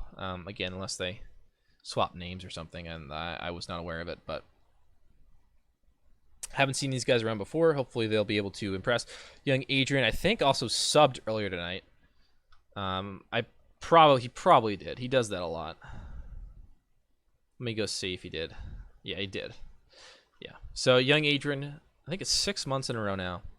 He subbed quite a bit to the Sugar Free League, and we appreciate that. Fallen, Fallen just takes all that dirty esports money to himself, but he keeps the league going, so that's very nice.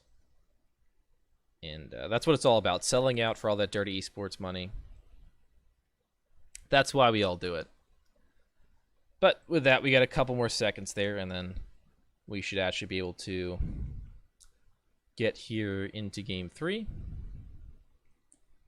and see what these teams are made of. Again, Speakeasy won our first series tonight 2-0 and looked pretty good doing it.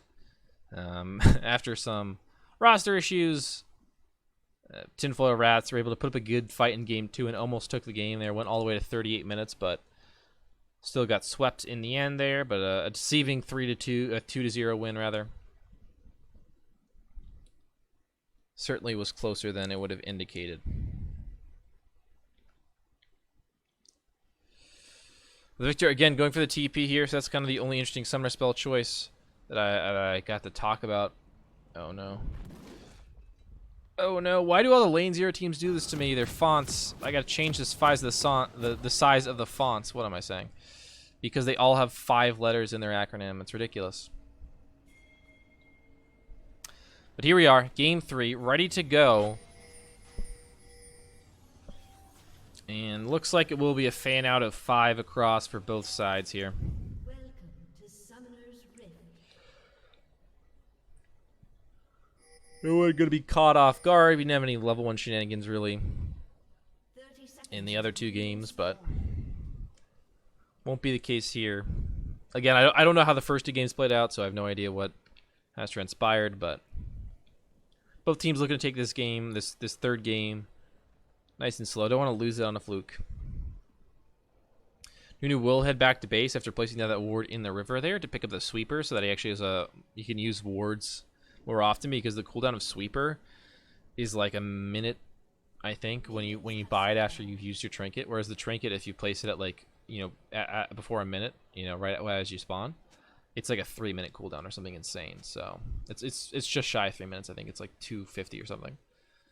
It's just insane how long it is. So being able to go back to your base and get that early sweeper is pretty useful because you actually have like a ward to use for the first clear of your jungle and first ganking opportunity here.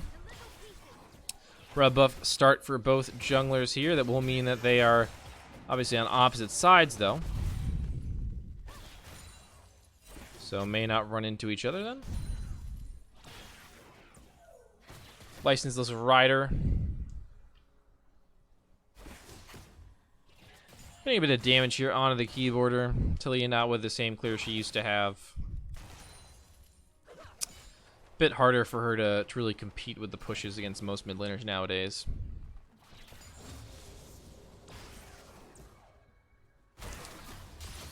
Still, those stones do hurt quite a bit if you're not careful.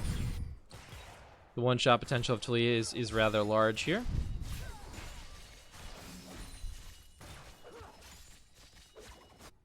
Okay. Never mind. Okay, so the Jax went right to Wolves after doing red buff, but he had 6 yes for a minute, so I thought he like took Raptors, like part of Raptors for some reason. But that was just because he took the small Wolves. But here we go. An engage on the bottom side. Age Wizard found the hook. SWF kiting away after Pressy attack is procced, and Age Wizard will take a lot on the backside of that one, but a decent trade, you know, health on your AD carry for health on the support. I think I take the support on that end of the trade. More potions to deal with that, so definitely like that trade there for Young Adrian and Age Wizard. Again, both junglers end up on the opposite side of the map here, so could be a gank on both sides of the map here. Nunu rolling that snowball up in the top side. Looks like it got canceled. The Vladimir walking around the long way, but now a gank in the mid lane. Oh, good flash from Licenseless Rider. Will dodge out on the seismic shove after Griffin came in with that Counter-Strike stun. Nicely played. No one will die. Just Summoner Spells burned here. And speaking of Summoner Spells, Klein flashing away from Revnon that time. Was looking to pull him back and flip him over, but Klein says, no thank you. I do not want to touch whatever that crab leg is. Not my favorite kind of thing to do on a Thursday night. That's only for Saturdays. But now in the mid lane, or a peek gank. Licenseless Rider, no flash to get away from this one. Buys a little bit of time there with the shield, but no way he's surviving. Griffin with the flash, Counter-Strike stun, keyboarder with the easy chain on that seismic shove, and that means first blood over to the jungler. Griffin picking that one up. Oh, he got trapped in the minions there. Young Agent had to dash away because the minions trapped in between the wall there. Creep block is the best mechanic in League of Legends. Changed my mind. Got a dragon spawning in just 30 seconds or so. Will be a mountain here. We've seen 3 mountains in the game before this one. And they weren't actually that impactful, honestly. The really only thing they did was secure the Elder, but the Elder didn't even really matter that game. But hey, you'll take a Mountain Drake when you can get it.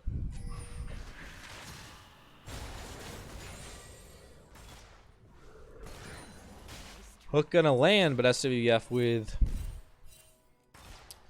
a good spell shield. Young Adrian dodges out on that stun. They find Tokashiro. He's gonna flash away after that ignite is dropped down by Age Wizard. Good trade there for the bottom side of lane 0 Inferno.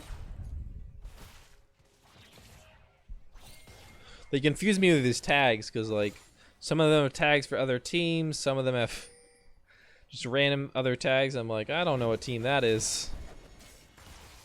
Here we go, the Nunu coming in the bot side. Flash forward, Age Wizard finds Tokashiro. They might find the kill here. The snowball from Nunu will time out, though. They went a little bit too early here. They're not going to find that kill. SWF with a heal will save his support.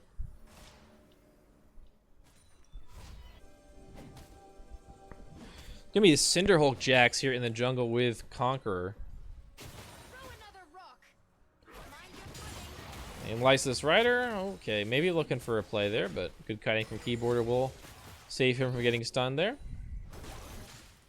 Now everyone milling around the bottom side of the map. This Mountain Drake, again, a key objective, as well as the Rift Herald Rift Scuttle rather spawned on the bottom side.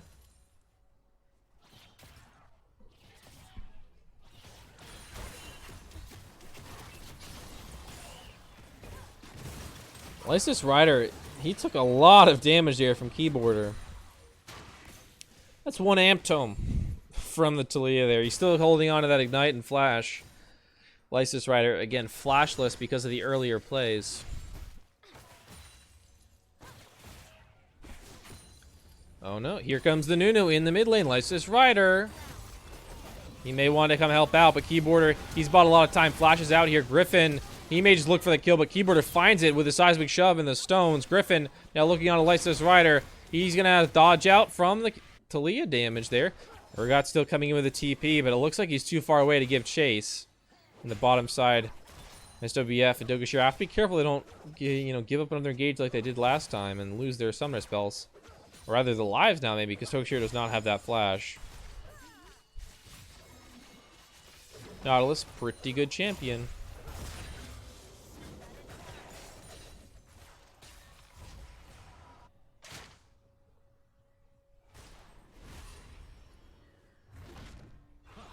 Dogashira going to stay behind and clear some wards while his AD carry goes ahead and backs on out here. The Mountain Dragon, again, still sitting up and available. 7.5 minutes in. And an upgrade completed for the Victor, I believe.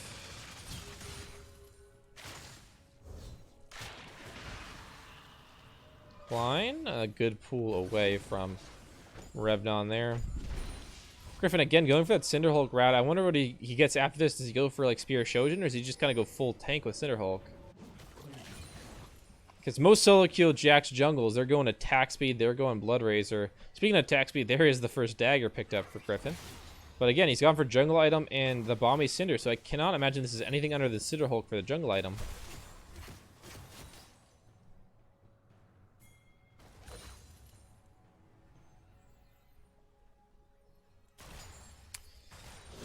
CS advantage here in the mid lane and in the bot lane for opposite sides. But now we got to play in the mid lane. The Nautilus coming up with the roam here. Here comes the Nunu. The Snowball will find its mark, and Lysis Rider will get the last hit on that one. Getting some revenge for some earlier misdeeds here. So a nice roam from the Nautilus helps pick up that kill. And I'll be back to bot lane before anything can happen. And now SWF, he's going to get hooked up here. Going to use the ult to try and get away, but Nautilus, he's giving chase here.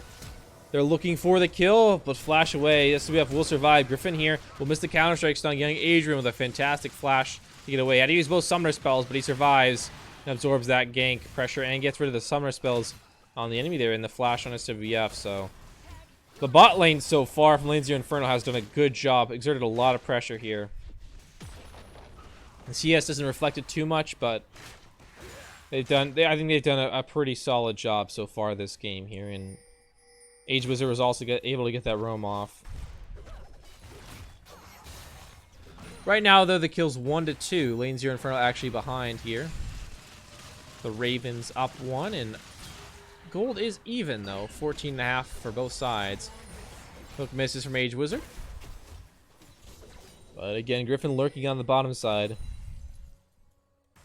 The Nunu will spot him, though, in a moment. Actually, he may not. Counter-Strike stun going to come in here. Seismic shove. Oh, no. The Nunu in trouble. He goes down. Griffin, another kill. Oh, my goodness. This Jax has been around the map making plays all over the place.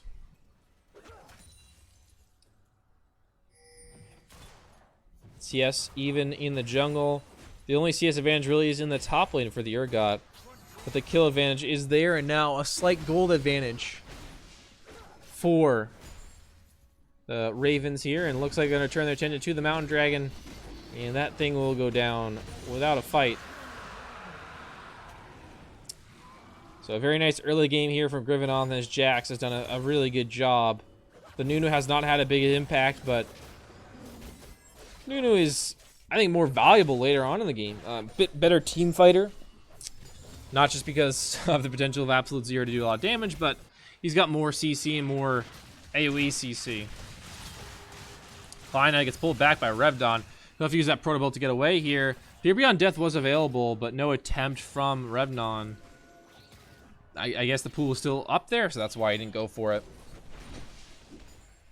Makes sense. Klein probably wouldn't miss that pool to dodge out. But you do have to be careful underneath this turret. Good play here, Revnon! Flash underneath the turret. He will find the kill on Klein. Wow, Revnon didn't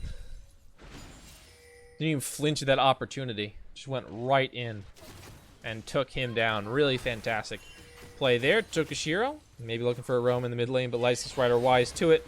Will back off. Rift Herald taken by Alive.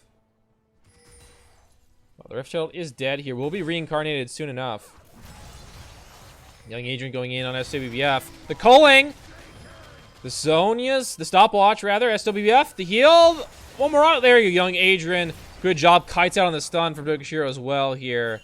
Young Adrian with a fantastic solo kill. The mechanics on display there as he gets out, avoiding that stun from Tokushiro. And now they find the hook onto him. Tokushiro may just go down. Young Adrian, he's going to find the last auto. There you go, the Ignite helps out from Mage Wizard. And now some Plaguing's going to be taken down as well here. 12.5 minutes, the Rift Herald available. And Plaguing's in the bot lane going to go over here. Again, the lane 0 Inferno bot lane has done a really good job this early game. Griffin looking for a play in mid lane, but he'll hop back out to the safety of his mid laner. Didn't want to dive that turret, I don't think.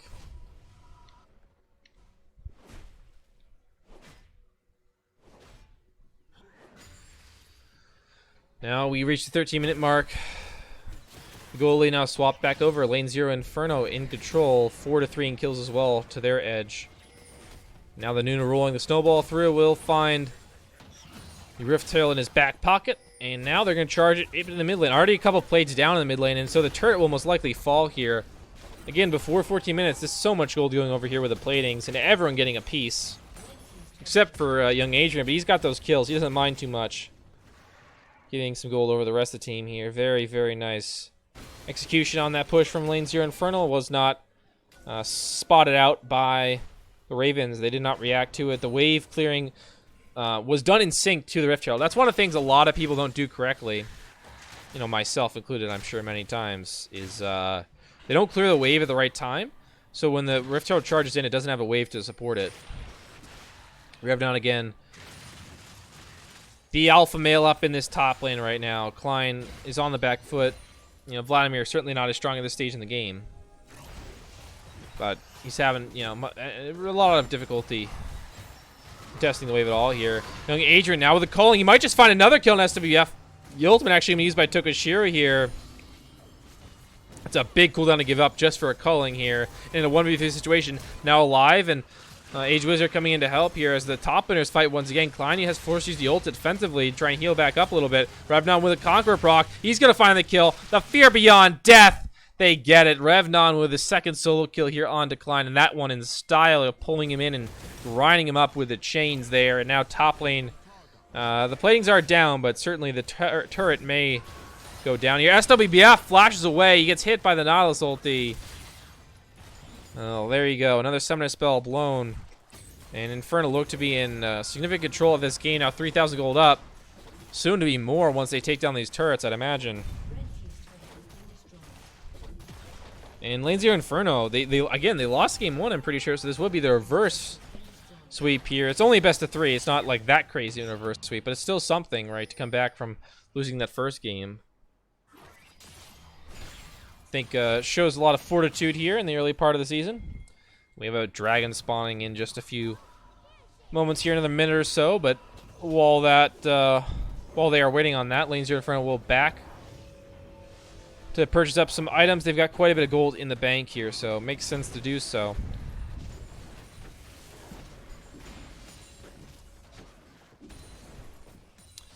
Will be a Triforce second here. So Griffin went Cinderhulk into Triforce. Interesting build there. Essence Reaver, of course, for SWBF. Ludens for Keyboarder. Pretty standard items across the board here. Pickaxe looks to be Essence Reaver for Young Adrian as well here. So not going to go the Black Cleaver route. Going to go Essence Reaver after Blade of the Ruined King, it looks like. Which gives him a bit better scaling, but the 2 items power spike nowhere near as strong. But to be fair, Urgot's the only other 80 damage, so it's not like the Black Cleaver is getting insane value or anything. Lysis Rider, though, that's not where you want to be walking, buddy. Lysis Rider, though, the stun, gonna buy him some room, and he'll get out with the flash. That's build a summoner spell, but very nice. I didn't think he was gonna survive that one. Like a magician gets out of it. 3 members topside right now from the Ravens to take out this topside turret. In the mid lane being pushed right now.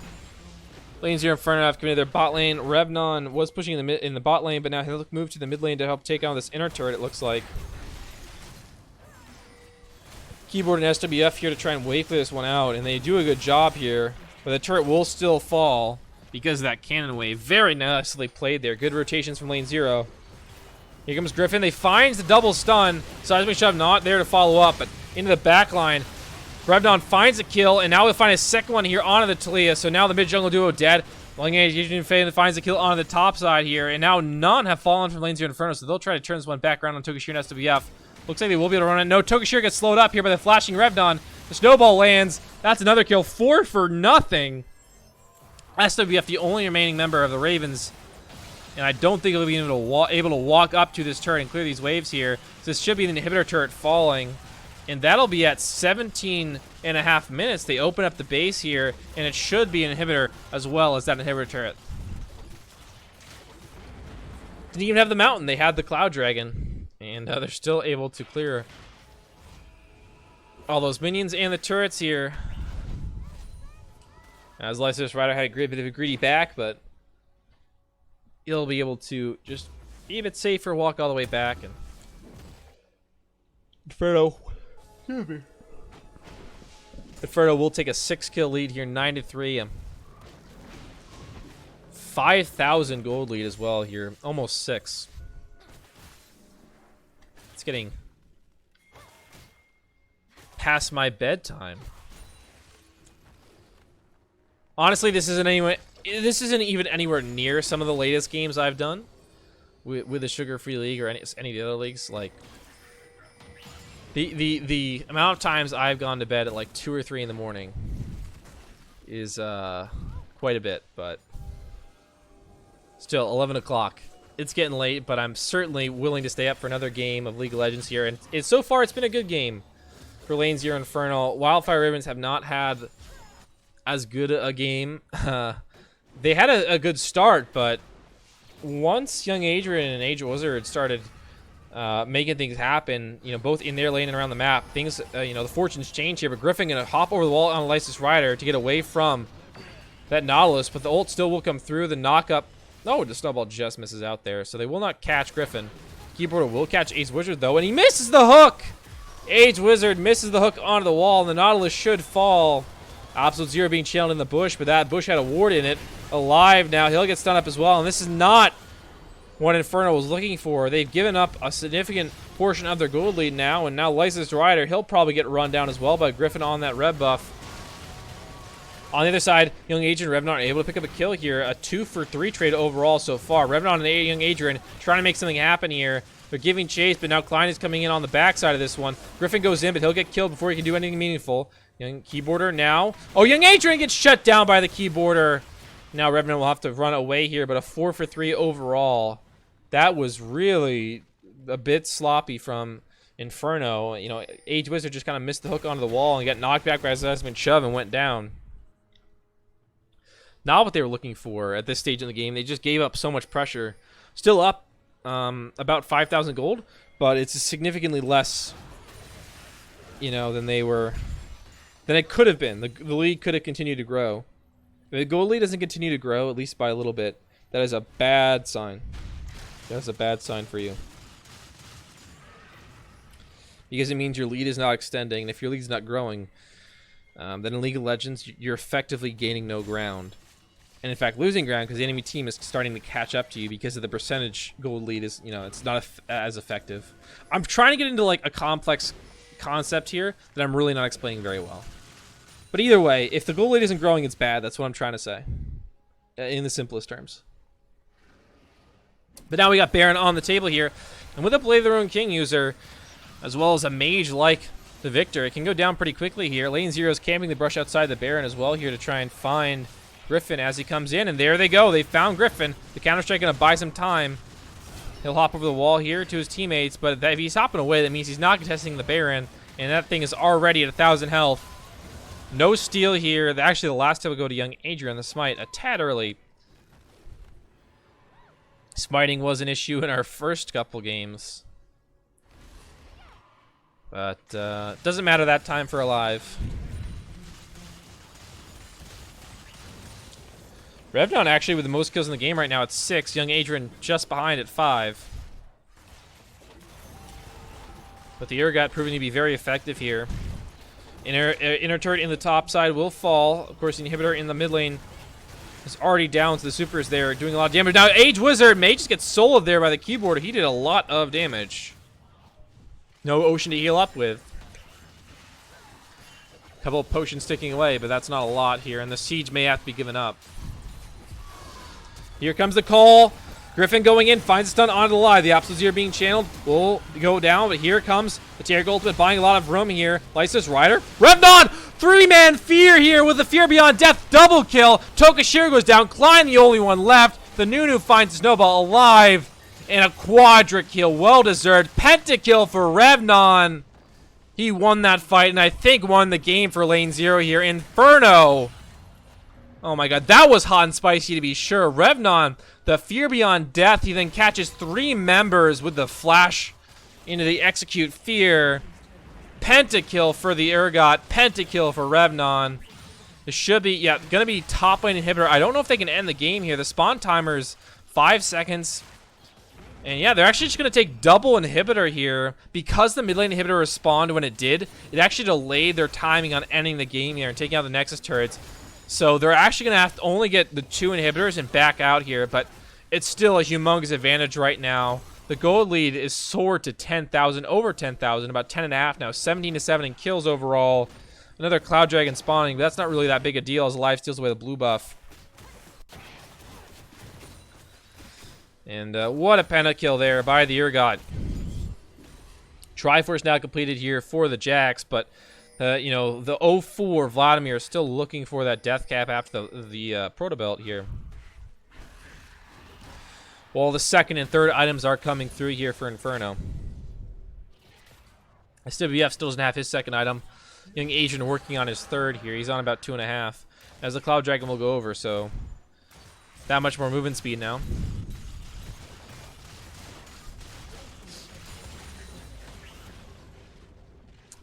Now they're going 5 members strong here into the bottom side, setting up their wards and looking to see just last inhibitor. 2 snowballs come through.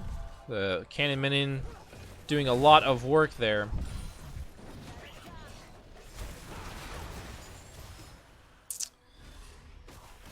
And now the siege begins here. Neither team has a ton of long range, but good wave clear from the Sivir and good wave clear from the Victor should mean that the waves, you know, don't last too long on either side.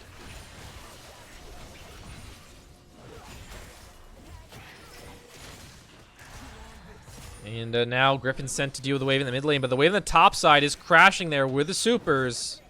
They've sent the Vladimir. They've sent Klein back to deal with it, but again, he doesn't have great wave clear, and the more time you give up to these supers, the less time you're going to be in this game. So they've kind of got to make their move at some point. They've got to pull the trigger, I think, and engage. Here comes the wall. They've brought them in, but that's where they want to be. Lane Zero are fully committing this one, taking down the turret. Now they're on the inhibitor. Hook doesn't land this time for Mage Wizard. Root found. Here comes the Tierg ultimate, but it's just going to be kited out. They don't have to engage. Revnon goes in at an inopportune time, but they don't actually find any damage back onto him. I think Wildfire Ravens just lost the fight there. They've wasted the Tierg ultimate, and that's so much of their power. Hook landed here. This should be it for Lane Zero Inferno. Absolute Zero channeled. They finally kill onto Griffin. Aether's backing out. Here comes Klein in the back line, but he just doesn't have any damage. He heals up a ton, but he hasn't killed anyone yet.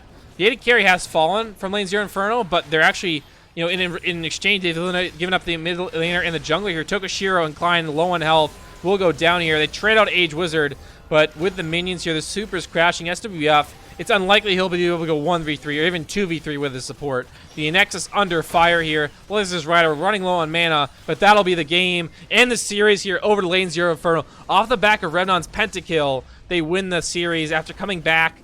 Reverse sweep them 2-1. Wow, what a series. What a game to close out the night on as well. Really, just a fantastic night of League of Legends here. A few wonky games to start things off with. But Lane Zero Inferno finish it cleanly. and explosively, a pentakill from an Urgot. Revnon ends up 13-0-3 on that Urgot. Young Adrian coming in with 5 kills as well. And Griffin came with a 5 on the other side with that Jax jungle, but not really enough for his team. The rest of his team really struggling.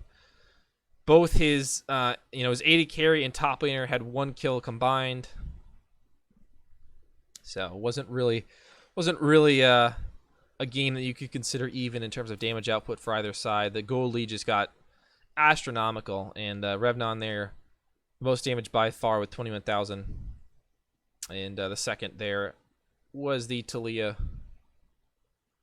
with about 18, I believe. Yeah, 18,000 or so. So Revnon clearly putting out a lot of damage there. A big third game from him. But with that, I'm gonna go to bed because I'm very, very tired. But it's been a fantastic night. You can find me on Twitch and YouTube. I'm not Kios, the way it's spelled on your screen, or it was on your screen. It's not anymore. It's I am not, and then COEUS. You can find us sugar-freeleague.com. The Discord's in the below the stream. All that stuff. Thanks to young Adrian. He scribed again, I guess. I'm trying to think of all the things I need to say. Oh, schedules. That's what I should talk about next. Stream schedule. I said it at the beginning of the stream, but I'll say it again for anyone who wasn't there. It's going to be Friday, Saturday, Sunday. We have games every day at 9 p.m. Lestia is going to be here tomorrow. Lane Zero Blizzard versus Free Tyler 1 is tomorrow, so that should be a cool game. Always cool to see there. I don't know if we have. I don't know if Sugar Free League has been around long enough to have rivals, but if it has been, Lane Zero Blizzard versus Free Tyler 1 is like a rivalry match to me, for sure. So a good game to watch here. If you want to come in tomorrow at 9. Saturday, Sunday again, games at 9. Recon 5 Crimson versus Lane Zero Inferno, who we just saw, will be on Saturday at 9. Sunday, U.S. Army Esports versus Wasted Potential at 9.